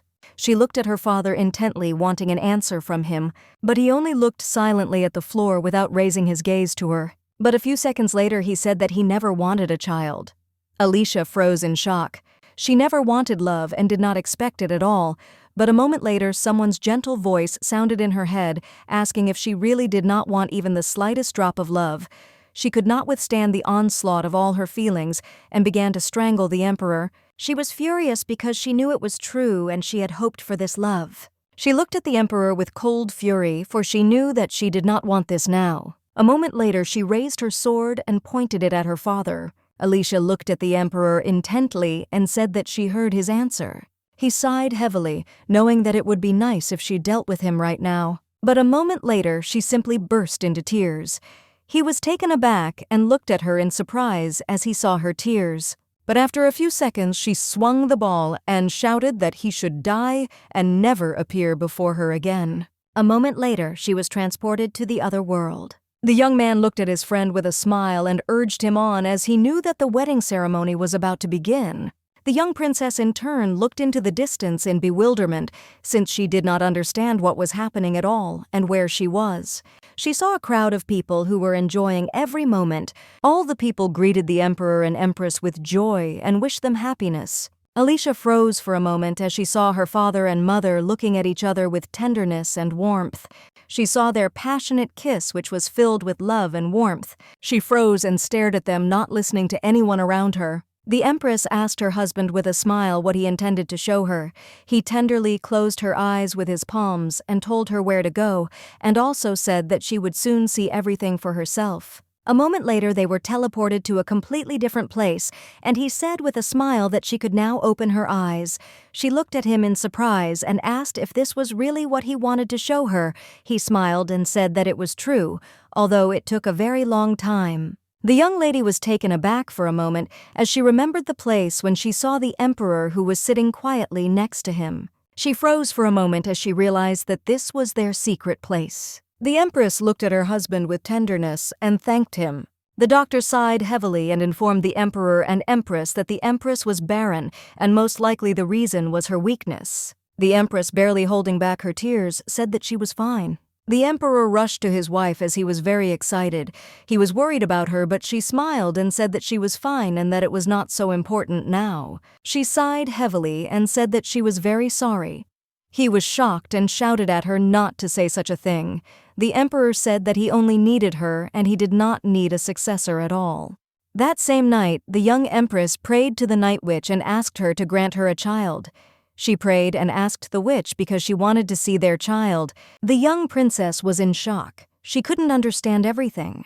But at the same time, the Empress sighed heavily and said that she knew that her husband really wanted children. She said that it was not only for her sake, but also for the sake of their child. She really wanted her husband to feel love for their child. The Empress really wanted them to have a happy family and their child too. The young princess was in shock. She understood that something truly terrible had happened. Looking back, she began to realize that everything was very strange. She wondered why she had offended the emperor, why he had retreated and hidden her. Why did she decide to become an emperor? After all, she knew that the Eastern Empire could be easily destroyed. After all, she understood that there was a sea of oddities in her. She did not understand why she simply lived like no one else. The Empress, with tears in her eyes, prayed to the White Knight's witch and said that she and her beloved were not family, and she did not understand the meaning of her life, but their beloved child would become the meaning for her.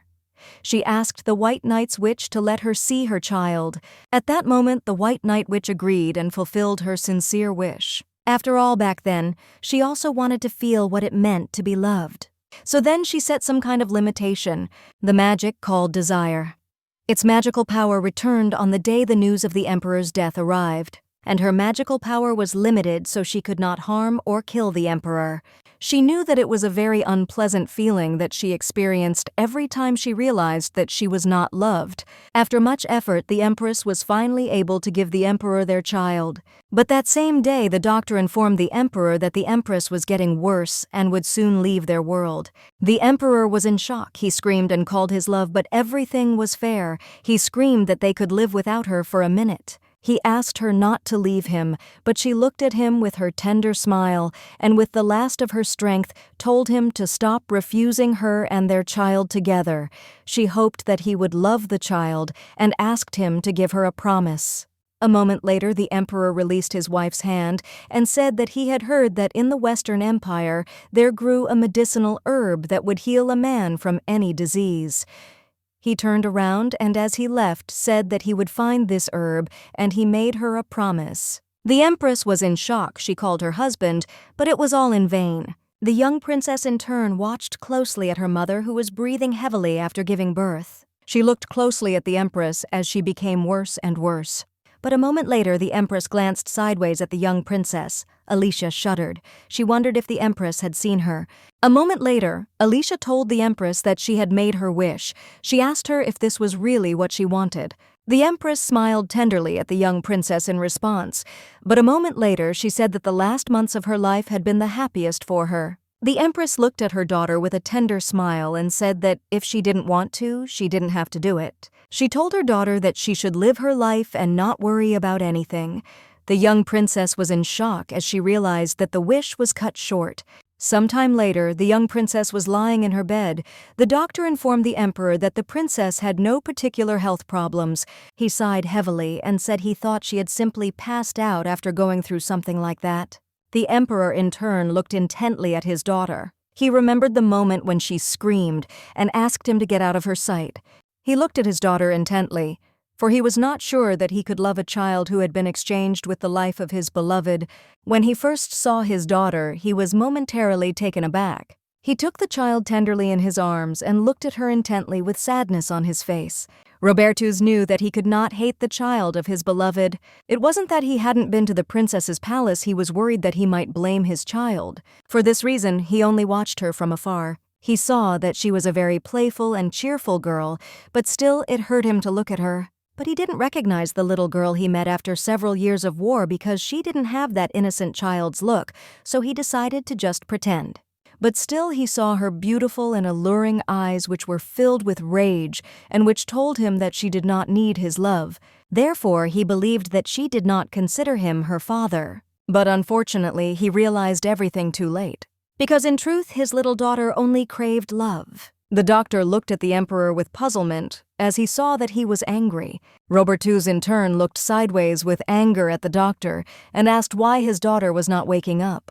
The doctor, trembling with fear, said that as he had previously reported, the princess was in good health, but he could not understand the reason for her condition. The emperor sighed heavily and said that he understood everything, but a moment later he stood up and drew his sword from its sheath. The doctor trembled with fear. The young man looked at the emperor with a worried expression and said that he should not kill the doctor at all. Robertus looked at his assistant with fury and asked why he shouldn't do it. The young man said that the best doctor in the empire was now in front of the emperor. He said that the matter was different now, and most likely the reason for everything was the dream of the young princess. A moment later, the emperor could not bear it any longer and threw his sword to the left side in anger. He looked closely at the magician and asked if there could be black magic behind this. The young man sighed heavily and said that no symptoms of black magic were found. Robertus looked at everyone present with cold fury and asked if they could solve this problem. The young man sighed heavily and said that at this point in time, they did not have a solution. The emperor looked intently at his daughter who was sleeping quietly and peacefully. A moment later, he called his assistant. Robertus told his assistant to immediately gather all the magicians who were able to draw magic circles of teleportation. The young man was taken aback. He did not understand why the emperor needed such a thing. The emperor said furiously that he would immediately go to the Western Empire. The young man was astonished. He asked the emperor if he really wanted to fight here again, but the emperor said that was not the case and that he should go to the Black Forest. Sometime later, the princess finally woke up. She sighed heavily as her head hurt a lot, and she did not understand where she was now. A moment later, she heard someone calling her and turned around. Devian looked at the princess with tears in his eyes and asked what he should have done if she had not woken up. The doctor spoke to the princess with tears in his eyes that he was very glad that she had finally woken up. She sighed heavily and asked them to explain the whole situation to her. He sighed heavily and said that while she was unconscious, the emperor was going to behead them, and they were very glad that she finally woke up. She looked at them puzzled as she understood that her father was just an idiot. She wondered if he had abandoned her. A moment later, Isabella entered the princess's room and hurriedly asked the young lady how she was feeling. Alicia sighed heavily and said that she was fine. Alicia looked closely at the young men and asked where her father was and where he had gone. Isabella looked at her mistress intently and said that the emperor would go to the Black Forest, which was in the west. The young princess was shocked and did not understand why he went there. Isabella sighed heavily and said that she did not know the details, but it seemed that he went to the Western Empire to obtain a medicinal plant that cures all diseases. She sighed heavily as he started up again, but she was also very worried about him. At the same time, the emperor arrived in the Western Empire together with the magician. The emperor sighed heavily and told the young man to wait for him at the place as he did not want him to get under his feet. The young man in turn was not going to resist him and carried out the emperor's order. A moment later, the emperor entered the depths of the forest and looked around intently. He knew that the legendary Black Forest was filled with monsters and beasts that protected medicinal plants. Unfortunately, many years ago, he was unable to enter these lands due to lack of strength. A moment later, he turned around as he heard the roar of the animals. With lightning speed, he drew his sword from its sheath and began to deal with the monsters that were flying towards him. Robertus was glad that this time he was able to enter these lands. He was not going to retreat and began to clear out the monsters. He easily dealt with every monster that he encountered on his difficult path. A moment later, he approached a large tree and froze in place. But after a few seconds, he found what he came for. Robertus reached for the legendary herb. But a moment later, he felt something was wrong and recoiled. He realized that he was being led willingly by the defender of the medicinal herb Robertus prepared for battle, as he was not going to give up. A moment later, they began to attack him, but he easily dodged each blow. He realized that he had to pick this herb right now. But a moment later, the Emperor came across a block. He was taken aback and froze in place in surprise as he felt some kind of ominous energy. A feeling of death washed over him, the first he had experienced in a long time since he became a swordmaster. He understood that if the tree touched him, he would die, not even saving his daughter. He understood perfectly well that he had to retreat immediately. He rushed with lightning speed to the court magician who was waiting for him. He shouted to the young man that they must return to the palace at once.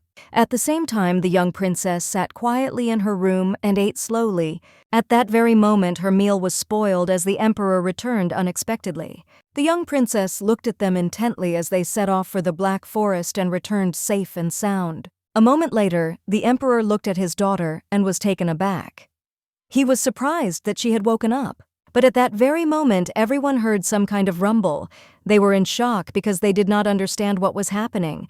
Isabella hastily wondered if it was an earthquake. The princess looked intently at everyone present. Moments later, she asked the Emperor if he had ever touched the world tree from the Black Forest.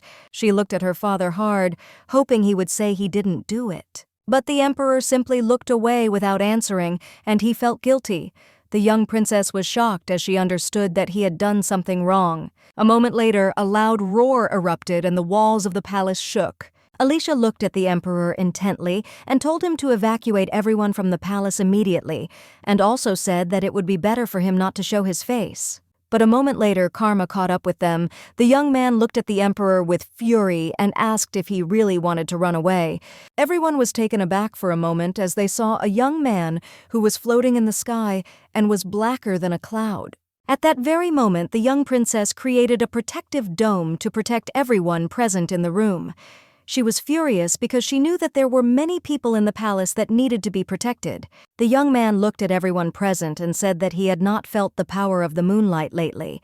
He did not understand what was happening at all. Alicia looked at him closely and asked why he couldn't be more careful saying his name as she did so. Kashan looked at the young lady intently and said that she should be silent as he only wanted the Emperor. He looked at the young lady with fury and said that the Emperor was trying to cut off the branches of the world tree. She was shocked because he didn't just want to touch the world tree but cut it off. She looked intently at the Emperor, but he did not even look at her. Kashan shouted at the young lady not to even think about protecting the Emperor. After all, he had come all this long way for him. She sighed heavily and asked for forgiveness, but still said that they were relatives and she could not give him away. Kashan said that her body was currently a child's, but he did not understand what was happening to her mind. He asked if she had become stupid. She looked at him with a smirk and asked if he really thought she was a child only in body. She said that she thought he would figure it out himself because they had a long way to go. She knew that she should have pulled up as much time as possible. Kashan looked at her with a grin and asked how many hundreds of years had passed.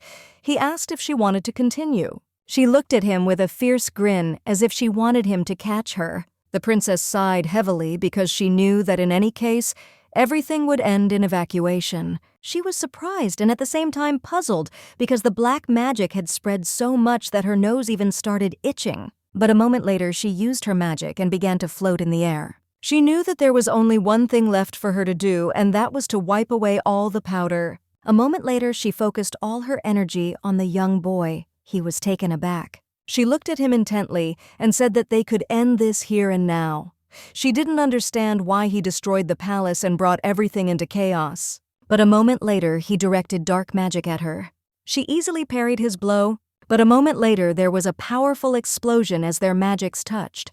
The princess looked around carefully as she wanted to know where he had hidden. Alicia turned around as she felt someone behind her, but a moment later he struck her. She looked at him with cold fury and said that he was crossing the line since he chopped off her hair.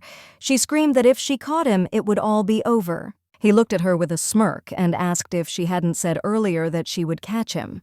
Kashan looked at the young princess with a fierce grin and said that they could try again. She looked at him intently because she knew that he really had decided to do something like this. She sighed heavily because she knew that he had given her a headache. But a moment later, the emperor stood in front of her and blocked her with his body. She froze in place in surprise as she did not expect anything like this. A few seconds later, the young man dealt the emperor a crushing blow and he fell to the ground with a crash. Alicia was shocked. She did not understand what the young man was doing at all. He sighed heavily and said that the emperor was incredibly stupid and he was just a helpless baby in a crown. Everyone was in shock. They were shouting that they needed to call a doctor immediately because they saw the state of the emperor's hand, but they knew that first they needed to return to the palace. Kashan sighed when he saw the commotion. He was puzzled as they were making a big deal out of nothing, but the young princess couldn't take it anymore and hit the young man in anger, and he fell to the ground with a crash. He was shocked. He didn't understand why she was fighting. She sighed heavily, but did not answer his question. She looked closely at her father, who was writhing in pain, sitting on the ground. Sometime later, the emperor was carried to his chambers. She knew that now she had no problem controlling her power, even being next to the emperor. She understood that her wish had come true. Alicia was well aware of the fact that her father was vulnerable to dark magic. She knew that he could easily die if hit by a young man who was no match for the king's strength. But what surprised her more was that he had held out for so long. She knew that since this Irana was caused by black magic, they should have gone to a doctor because no magician from the magic tower could cure the emperor.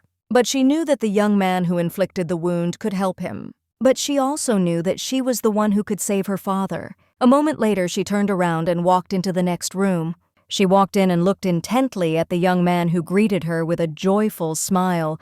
He sighed heavily and said with a smile, the emperor had stank the entire castle, and the stench from his hand had even reached him. Kashan looked closely at the young princess and asked what she intended to do next. He said that she could also cure him. She sighed heavily and said that it was so, but she didn't understand what it meant. He smiled and asked if she herself hadn't mentioned their blood ties. He didn't understand why she didn't go and treat her father. She sighed heavily and told him to stop asking stupid questions as he was annoying her. He smiled and said that considering her age, she was rather petty. Kashan said that it seemed that she was a child not only in body but also in brain. She looked at him with fury and said that he had not experienced anything like that, and also asked if he could imagine how she had to live all this time. He sighed heavily and said that he was not interested. Alicia looked at the young man and asked if he had made a contract with the king. She was furious and asked the young man if he knew how many of his misdeeds she had to go over. While drinking tea, the young man asked if she had really dealt with him. He looked at her intently and smiled and told her to stop beating around the bush. He asked what she was going to do with the emperor. Kashan asked the young lady with a smirk if she was really going to leave things as they were. He said that she had been through a lot as a person, so he asked if it was that difficult. She stood up abruptly and told the young man to shut his mouth immediately, but he only looked at the young lady with her satisfied smile. A moment later, he asked her where she was going. Alicia turned around and said he was just a little bastard. He looked after her with a smile because he knew that the emperor would be glad that the rain had saved his life. At the same time, everyone was closely watching the emperor's condition. But a moment later they were taken aback as the young princess entered the room and told everyone that she needed to speak with the emperor in private, so she asked everyone to step outside for a while. They were shocked because they knew that the emperor had not even opened his eyes. She looked coldly at everyone present and said that she knew it very well. They sighed heavily but still obeyed the princess's order. The young man looked at everyone intently and said that they could go and have a cup of tea. A moment later, Alicia moved closer to her father and looked at him intently. She sighed heavily and used her magic. A few seconds later, the emperor opened his eyes and looked at his daughter in surprise. She looked at him intently and asked why he had so insistently closed her behind his back. She said that he was familiar with black magic. She sighed heavily and said that he already knew perfectly well what a contract with black magic entailed. Robertus looked at his daughter and said that it was all useless, and it wasn't that he wasn't in pain. She looked at him with a smirk because she knew what he had answered stupid. The princess asked if now standing in front of her he still wanted to stand in her way. He sighed heavily and said that the wasp regretted everything. She sighed heavily and said with a grin that it was very stupid. But the emperor said that he was wrong. He looked at his daughter intently and said in all seriousness that it was wrong to lock her in the palace. She was surprised as she did not expect to hear such a thing. He sighed heavily and said that he was simply afraid of losing her. As his wife bursting into tears, he said that he was not sure that he could improve his life. She looked at him in surprise and automatically reached out, but a moment later she stopped and said that she didn't care, and she would never forgive him. He looked at his daughter intently and said that he did not expect forgiveness, and he was just saying such words to clear up the misunderstanding and nothing more. She looked at him with cold fury and said that a simple apology was no reason to forget his guilt for everything he had done throughout his life. But a moment later, the young princess still used her magic on the emperor, and he felt light, but he was also surprised because he did not expect this. She was puzzled, but at the same time she knew that the past could not be returned and what had happened could not be erased. He froze in place for a moment as he saw that the black magic was leaving and his hand was fine. The young lady in turn could not forgive the emperor so easily. A moment later she declared to her father that she would become emperor. She looked at him intently and said that the most valuable and rare thing the emperor owned was his throne. The emperor in turn looked intently at his daughter, but a moment later he said he needed to show her something. The young princess, in turn, followed her father without asking unnecessary questions. She saw a secret room in the imperial palace where there were photographs of the empress and the emperor. She froze for a moment near the photograph. She was surprised because she saw the emperor who was holding her little one. She looked intently at the emperor and asked if he really wanted to arouse his sympathy for her. The emperor in turn sighed heavily and said that she had previously said that she would not forgive him, but he planned to spend the rest of his life apologizing to her. But a moment later, he looked at her intently and said that the emperor's power was a different matter because he would never declare her crown princess. Robertus said that the place of the next emperor will always be vacant. Looking at his daughter, he said that this means the place of the emperor can be taken by anyone regardless of imperial blood. She sighed heavily and said with a smile that this was what she had hoped for.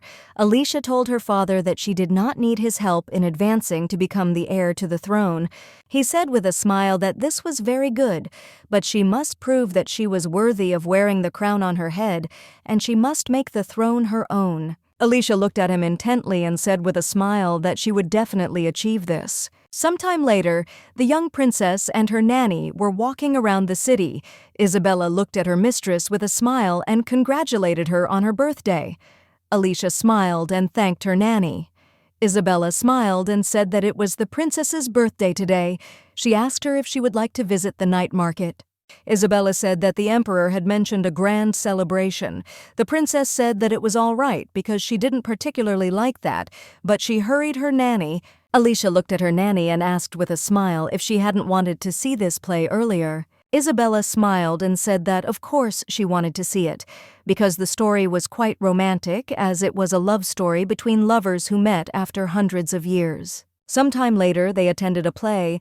Isabella, in turn, was moved to tears as the story was beautiful. Sometime after the play, they amused themselves by wandering around the city. Isabella looked closely at her princess and said with a smile that she would like to go and buy a nice mask. A moment later, Isabella bought the princess a cat mask. The princess was surprised as she did not understand why her nanny chose a cat. Isabella smiled and said that her princess got along very well with cats. The young princess was taken aback. For a moment, she saw a blurry image in front of her. It was a young man who asked with a smile if she really didn't get along with cats. She saw them walking through the city at night and having a casual conversation. She froze for a moment and was taken aback because she did not understand what kind of memories these were. Isabella looked at the princess worriedly and asked if something was wrong. The princess smiled and said that everything was fine.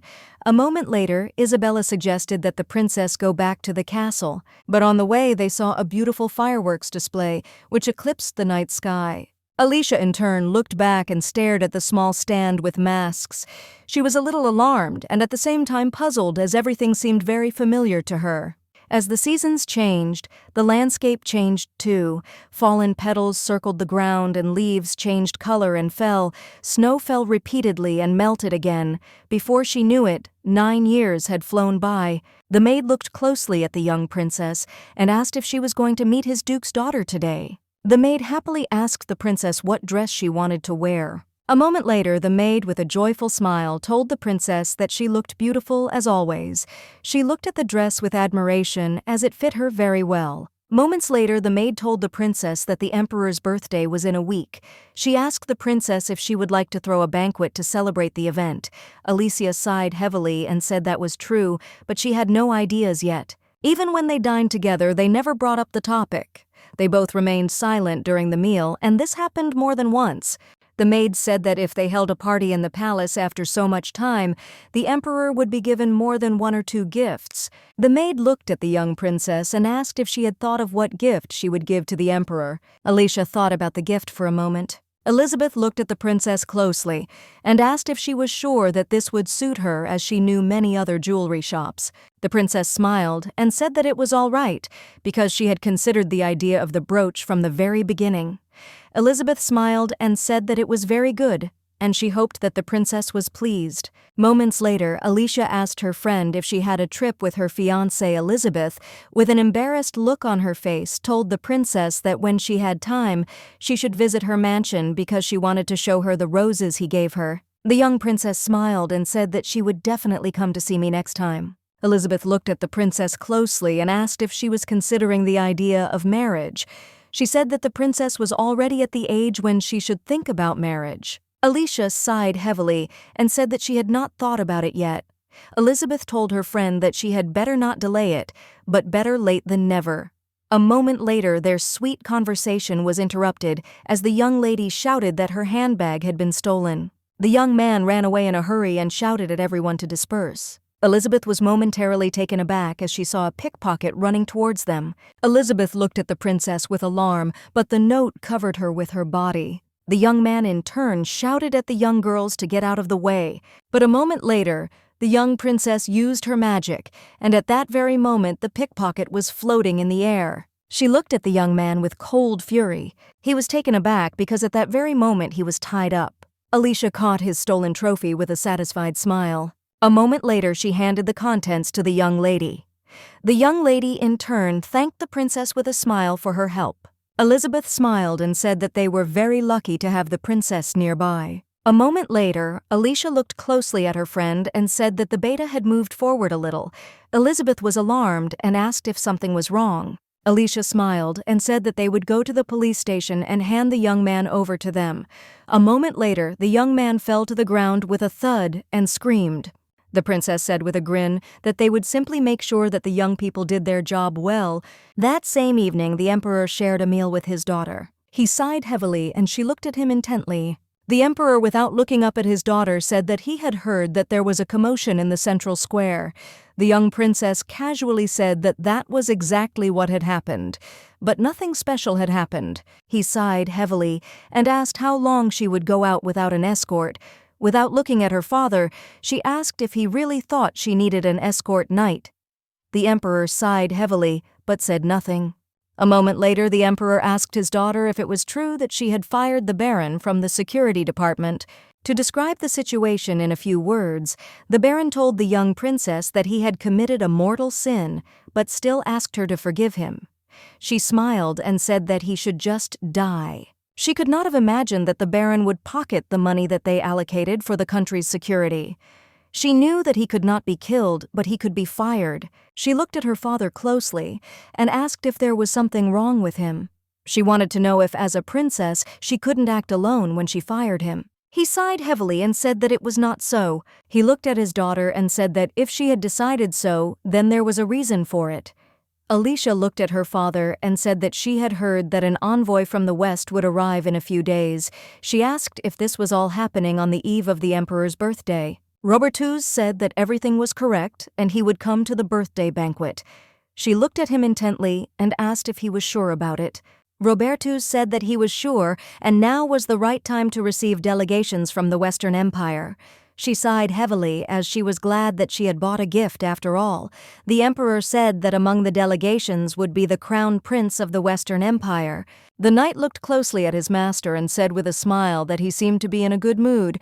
He asked if the prince was expecting anything special. He smiled and said that he was looking forward to meeting her. The young man looked at the prince in bewilderment, as she did not understand who he was talking about, but a moment later the prince smiled and said that he really hoped they would arrive at their destination soon. Sometime later, the young princess entered the room and froze for a moment. She looked at Isabella in surprise and asked what she was doing. Isabella smiled and told the princess that she was just making her bed. The princess said that this was the work of other servants and she had no need to do it. She asked her nanny to leave such concerns because they just had more subordinates. Isabella smiled a soft smile as she looked at the princess and said that she knew that, but before she not only cleaned the princess's bedroom, she also helped her with her preparations and walks. Alicia looked at her nanny with a gentle smile, but a moment later she asked her nanny if she wanted to find a husband. Isabella was confused by such a question. She asked the princess where she would find a husband at her age. The princess smiled and said that she would definitely find a man in herself who would be by her side. She also said that it hurt her to see how she cared only for her. Isabella said that times were hard back then and she shouldn't say things like that. Isabella looked at her mistress and said that she was in her prime for marriage, unlike her. She asked the princess if there was her one and only somewhere. The princess sighed heavily and said that there was no such thing. Isabella asked the princess what book she was reading. The princess said that she had recently learned that a delegation from the Western Empire would be arriving with the prince, so she had been studying the materials in advance. She studied all the information about the Western Empire and the Crown Prince, a prince born from the concubine of Hadrian Arland. The prince's childhood was not a bed of roses, but at the age of 10 he was able to beat his brothers in the entrance exams for the position and proudly accepted the status of Crown Prince. The young lady studied the information closely as she knew that he had a very interesting story. Alicia looked into the distance with a smirk as she eagerly awaited his arrival. Sometime later, the emperor and his daughter met the delegation. A moment later, they were informed that an ambassador from the Western Empire had arrived. Alicia looked closely at the young man as she saw his blue hair and gray eyes. She understood that he did not look like the emperor of the Western Empire at all. She froze for a moment looking at the young man as he looked at her with a soft gaze and a sweet smile. The emperor, in turn, looked askance at his daughter as he did not like the look of the young man. The young man bowed and introduced himself, telling everyone that he was the crown prince of the Western Empire. The emperor greeted the young prince and said that he had come a long way. Hadrian smiled and said that he had come with small gifts from the Western Empire and he hoped that the emperor would accept them. The emperor thanked the young prince and also informed him that they had prepared a separate VIP room for the bones from the Western Empire. He asked them to rest a little from the journey and that they would continue their conversations in the evening. Hadrian smiled and thanked the emperor for his concern. A moment later, the young prince looked at them intently and said that he had come from the Western Empire with a proposal for the empire. The emperor looked warily at the young man and asked what proposal he had come to them with. A moment later, the young prince looked at the young princess and addressed her. She looked at him in bewilderment. He smiled and said that he really hoped that she would go to a Western academy. The emperor was taken aback and shouted that she was not going anywhere. Alicia looked at the young man in surprise and asked why she needed to go there. A moment later, the ministers were shouting that this was a wonderful opportunity for exchange between the empires, since over a long period of time they had not established good communication with the empire. They said that the Western Empire Academy boasted of its level of knowledge. They told the princess that she could learn a lot. She sighed heavily and said that it wasn't funny and she didn't need to go there at all. The Duke looked closely at the young princess and asked how about Togo taking the test. The Duke looked at the princess and said that the Western Empire had offered this out of flattery. He asked the princess if this exchange was profitable. He looked at her closely and said that many years ago he had asked her to prove her powers. He asked how about evaluating them now. For a moment there was dead silence in the room. The young princess looked at everyone present with a fierce grin and mockery and said that she was not going anywhere, and this issue was not up for discussion. They froze in place in shock as they did not expect such a thing. The emperor looked intently at everyone present and said that there was still time before the delegation from the Western Empire returned. He looked at his daughter intently and said that if she changed her mind, then they would give the delegation an answer. Sometime later, the princess was enjoying a banquet sipping champagne. She was taken aback when a young man approached her and smiling invited her to dance. She smiled and thanked the young man for the offer, but said that she had twisted her ankle today and therefore would not be able to dance with him. He sighed heavily and said that there was nothing he could do about it. She smiled and thanked him for his understanding. A moment later, he bowed and left. Devian looked closely at the princess and called her. He looked at the princess with excitement and asked which ankle he was talking about. She sighed heavily and told him not to find fault with her words because she couldn't come up with any other excuse anyway. Devian began that the problem was not her excuse at all. He did not understand how long she would use him as her partner. She sighed heavily and said that he was still young, so he was suitable as a partner. He was shocked and called her, but she ran away from him with the speed of lightning. She sighed heavily as she did not consider anyone as a husband at all. A moment later, she met the prince, and he greeted her with a smile. He smiled and asked if she was having a good time. She was taken aback for a moment and said that she was having a very good time. But a moment later, she asked for forgiveness as she wanted to step away for a minute. The prince called the princess in a hurry, and she stopped. He looked at her intently and asked if she didn't remember him. She looked at him in bewilderment as she did not understand what he was talking about. Adrian Arlen, born from a concubine I was once a servant to. He was a child who was not at all like the emperor, an unfortunate prince, a disgrace to the imperial family, a boy who was bullied even by his older brothers. But despite the resistance of many people, he was nominated as a candidate for the title of Crown Prince, and the conditions for achieving the title were several, but the most important thing was that the candidates had to bring what would best emphasize their imperial spirit. In order to save his mother, who was exiled to a villa like a prison, the boy with full determination began the struggle for the throne. Many years ago, he visited a small but dangerous lake. He was shocked because he understood that this was all wrong, because of some octopus, he would not achieve anything. He understood that if he did something without thinking, the octopus would hit him with its tentacles and he would die. He was furious because he had to take the Crown Prince exam. He knew that if he didn't bring anything, he would start laughing again, and not only those who opposed his candidacy for the title of Crown Prince would laugh. He sighed heavily as he understood that he was truly not capable of the creature, but a moment later the young man was taken aback as he saw something in the distance. He froze in shock when he saw the young lady who easily dealt with the octopus. He saw her bright smile as she happily dealt with the octopus. He was shocked when she said that he could take it from the octopus for himself. Then his benefactress said that he should not go near the lake because she did not know how long the kraken was still hiding at the bottom of the lake. He froze and watched intently as she disappeared. But now he stopped the princess because he knew that they had met before, and she had saved him. He looked at her with confusion and asked if she didn't remember him, but the princess only looked at him with bewilderment. Adrian looked at the princess intently as he expected her to answer something. She looked at him in bewilderment since she didn't particularly remember their meeting. But a moment later, the young man called the prince. The prince looked at the baron in surprise, as he did not expect to see him. The baron bowed and greeted the princess and said that he was accompanying the delegation of the Western Empire. She looked at him in surprise and greeted him back with a smile. The baron informed the crown prince that someone was looking for him. The crown prince bowed and told the princess that they would see each other later. Alicia looked at him in surprise and wished him a good time. In turn, the princess looked intently after the crown prince, and the baron noticed this. A moment later, the defense looked at the young princess and asked if she would like to make a gift for the emperor. The lady was taken aback because it had completely slipped her mind. She smiled and said that she was a little embarrassed, so she would give the gift to her father after the banquet. He looked at her in surprise and, sighing heavily, said that it was very unfortunate. A moment later, he asked the young princess if she was interested in what gift the prince had given the emperor. She looked at him in surprise as she did not understand what he was talking about. He asked if she had not heard. He said with delight that the crown prince had given the emperor a beautiful sword, and on the emperor's birthday he had prepared for his majesty a beautiful wolf that he had caught himself. She sighed heavily and said with a smile that she understood everything.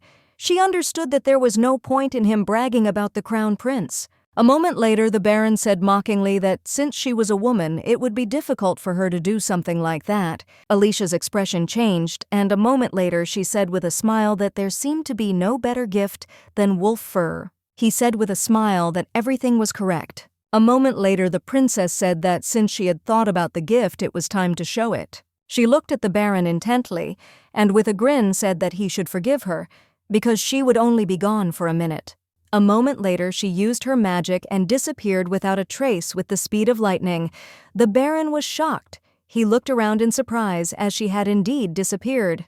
A moment later, the crown prince approached the Baron and asked if the princess would return. The Baron was shocked and shouted to the crown prince that the princess had suddenly disappeared, and she had not just disappeared, but had teleported away. The crown prince looked at him in bewilderment. But a moment later they looked away as they heard a terrible roar. A few seconds later they clearly saw in front of them the princess who brought with her a huge wolf. Everyone present was in shock. They didn't understand what was going on at all. They were shocked because they saw a dead wolf in the middle of the hall. The princess looked at the Baron with a grin and asked how he liked such a gift. Alicia looked at him intently and said that since she had decided to give the wolf, it would be more than anything. The Baron froze in shock and trembled in fear. The crown prince looked at the man in bewilderment as he did not understand what had happened between them. She looked at the man with mockery as he dared to challenge her. Sometime later, the crown prince apologized on behalf of the Baron. She sighed heavily and said that he could forget about it since it was not his fault. A moment later, the crown prince asked the princess with a smile why she refused to visit the Western Empire. He smiled and said that he would like the princess to visit the Western Empire.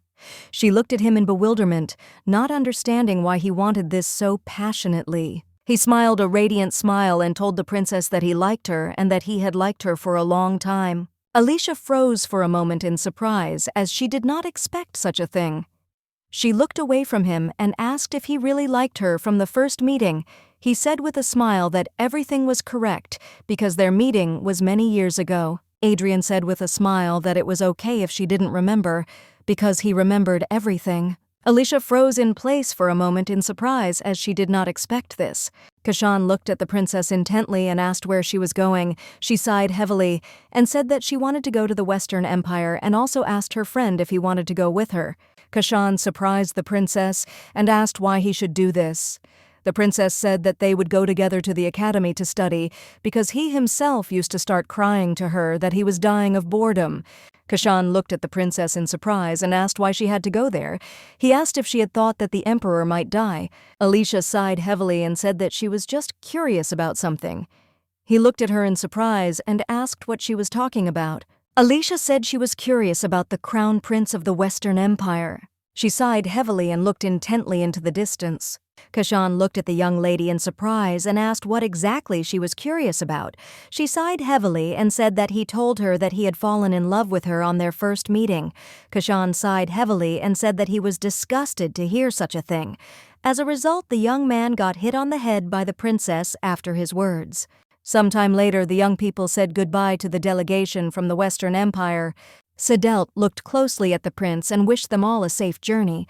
Sedelt said that His Majesty expressed his regret that he could not come in person due to urgent state affairs.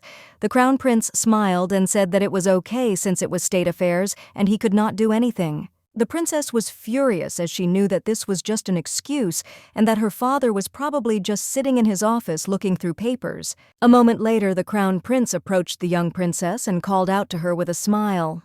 She smiled and said that he should return unharmed. She sighed heavily and wondered if this was too much of a game on her part. But a moment later, the crown prince tenderly took her hand and looked at the princess with a gentle smile.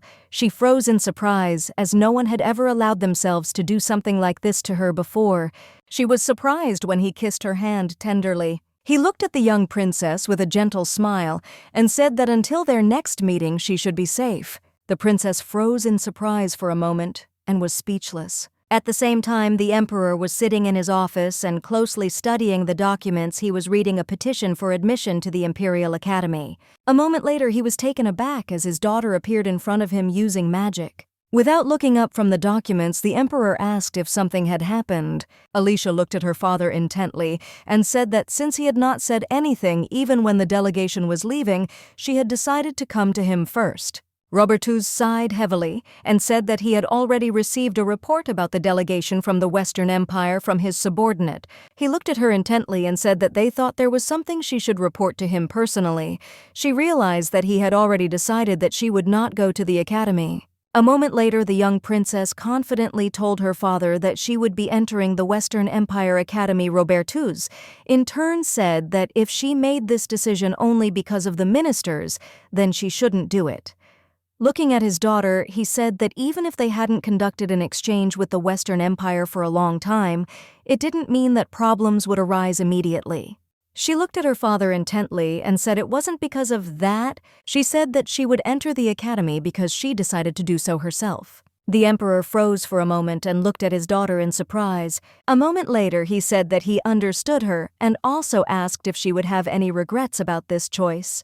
She sighed heavily and said that she would have no regrets. Alicia looked closely at her father and said that in this document that he was now reviewing, he must put his seal and his approval. Alicia smiled and said that he should do it before she lost interest in the Western Empire.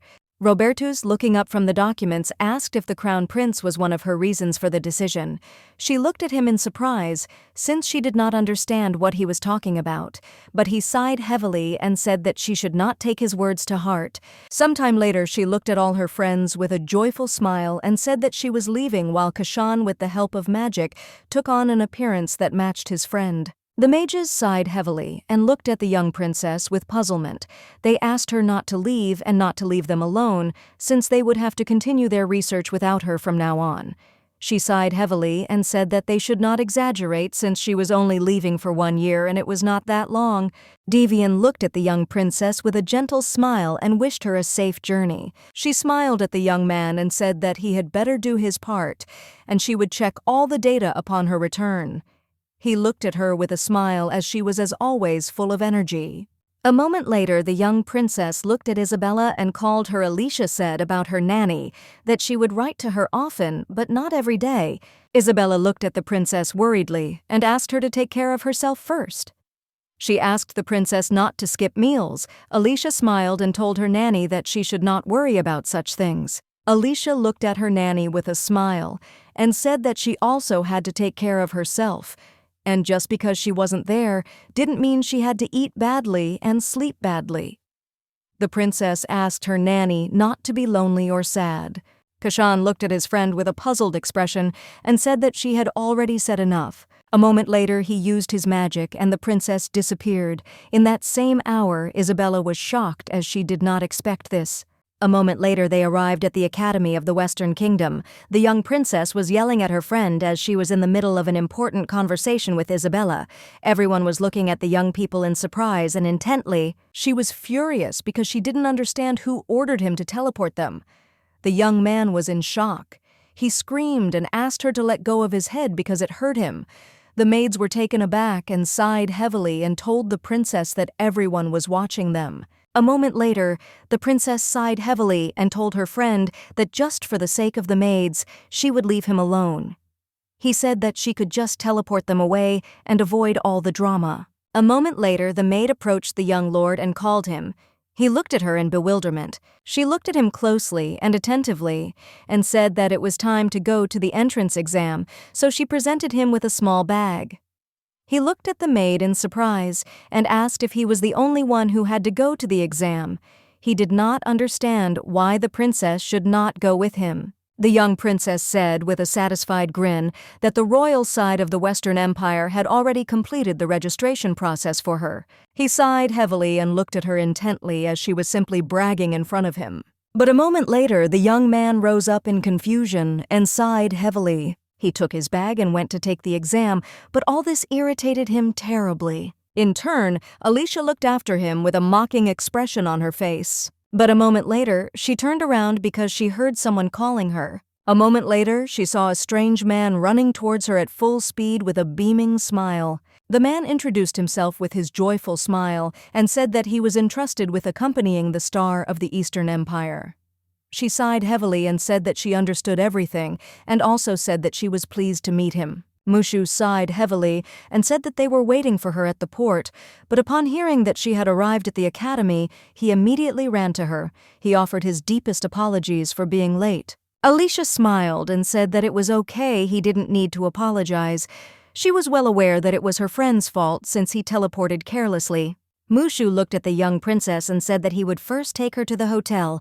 A moment later, a young lady suddenly approached them. She smiled and asked Mushu what he was doing here. The man looked at the young lady in surprise and asked what brought her to them. She smiled and said that many things were needed before the new students arrived. But a moment later, the young lady casually asked the man who this person was. Alicia in turn looked at the young lady in bewilderment as her tone was very casual.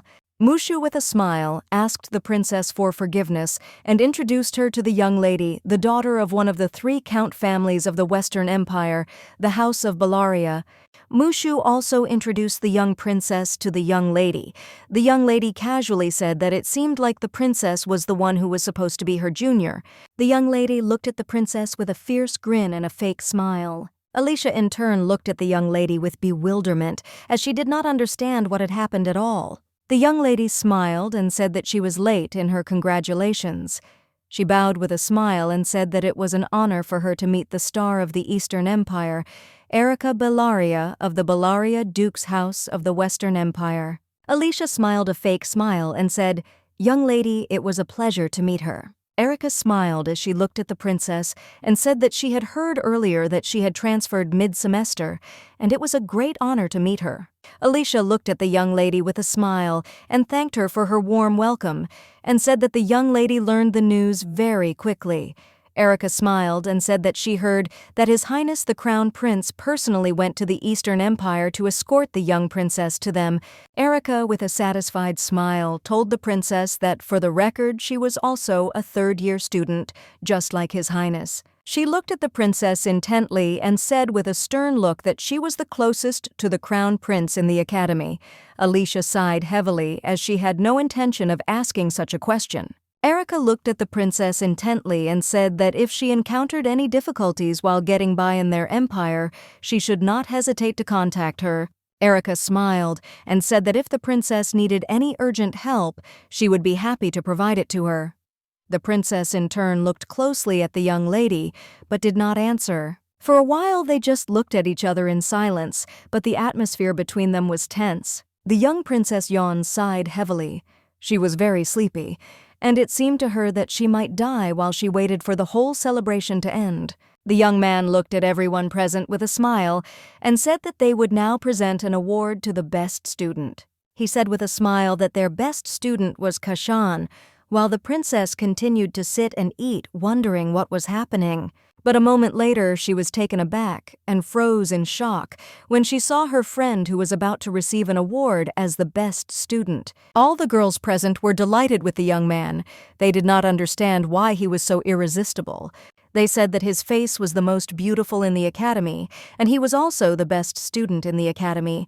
A moment later, the professor presented the young man with an award for the best results in the academy. Alicia sighed heavily as she knew that the young man was very good. A moment later, all students were informed that there was an announcement for new students. New students were asked to check the list at the entrance to the hall. They were asked to go to their dorm after checking the list, and were also informed that their roommate would not change for the entire 3 years. A moment later, the young princess and her friend were slowly walking towards the dormitory. Alicia looked at her friend closely and asked if he was happy now. He smiled contentedly and said that in order to build good relationships with people, things like this are needed. He said with a satisfied smile that she of course did not know this because he was her only friend. She looked at him in surprise and said with bewilderment that she had nothing like that. The young man froze in place from shock. She looked at him in surprise as she did not understand his reaction. Kashan asked with bewilderment, "How was he?" The princess turned around and leaving sighed heavily and said that he was just an appendage. The young man was in shock as her words wounded him right in the heart and pierced him through and through. A moment later, the young princess came to a new room. She slowly opened the door and looked into the room as she wanted to remember what her neighbor's name was. A moment later, she saw a young lady leisurely making her bed. The young lady turned around and was taken aback as she saw the princess in front of her. With lightning speed, she bowed to the princess and greeted her, and also said that her name was Isabella. The princess looked at the young lady with a gentle smile and extended her hand to her, and she also said that she was pleased to meet her. Isabella stood frozen for a moment in surprise and embarrassment as the princess was truly beautiful with her radiant smile. A moment later, the princess asked her new neighbor if she could choose a specific bed. Isabella smiled and told the princess that she could choose any bed she liked. A moment later, Isabella began to unpack her things. The princess looked intently at her neighbor and called her. Isabella was taken aback. Alicia looked at the young lady closely and asked what house she was in.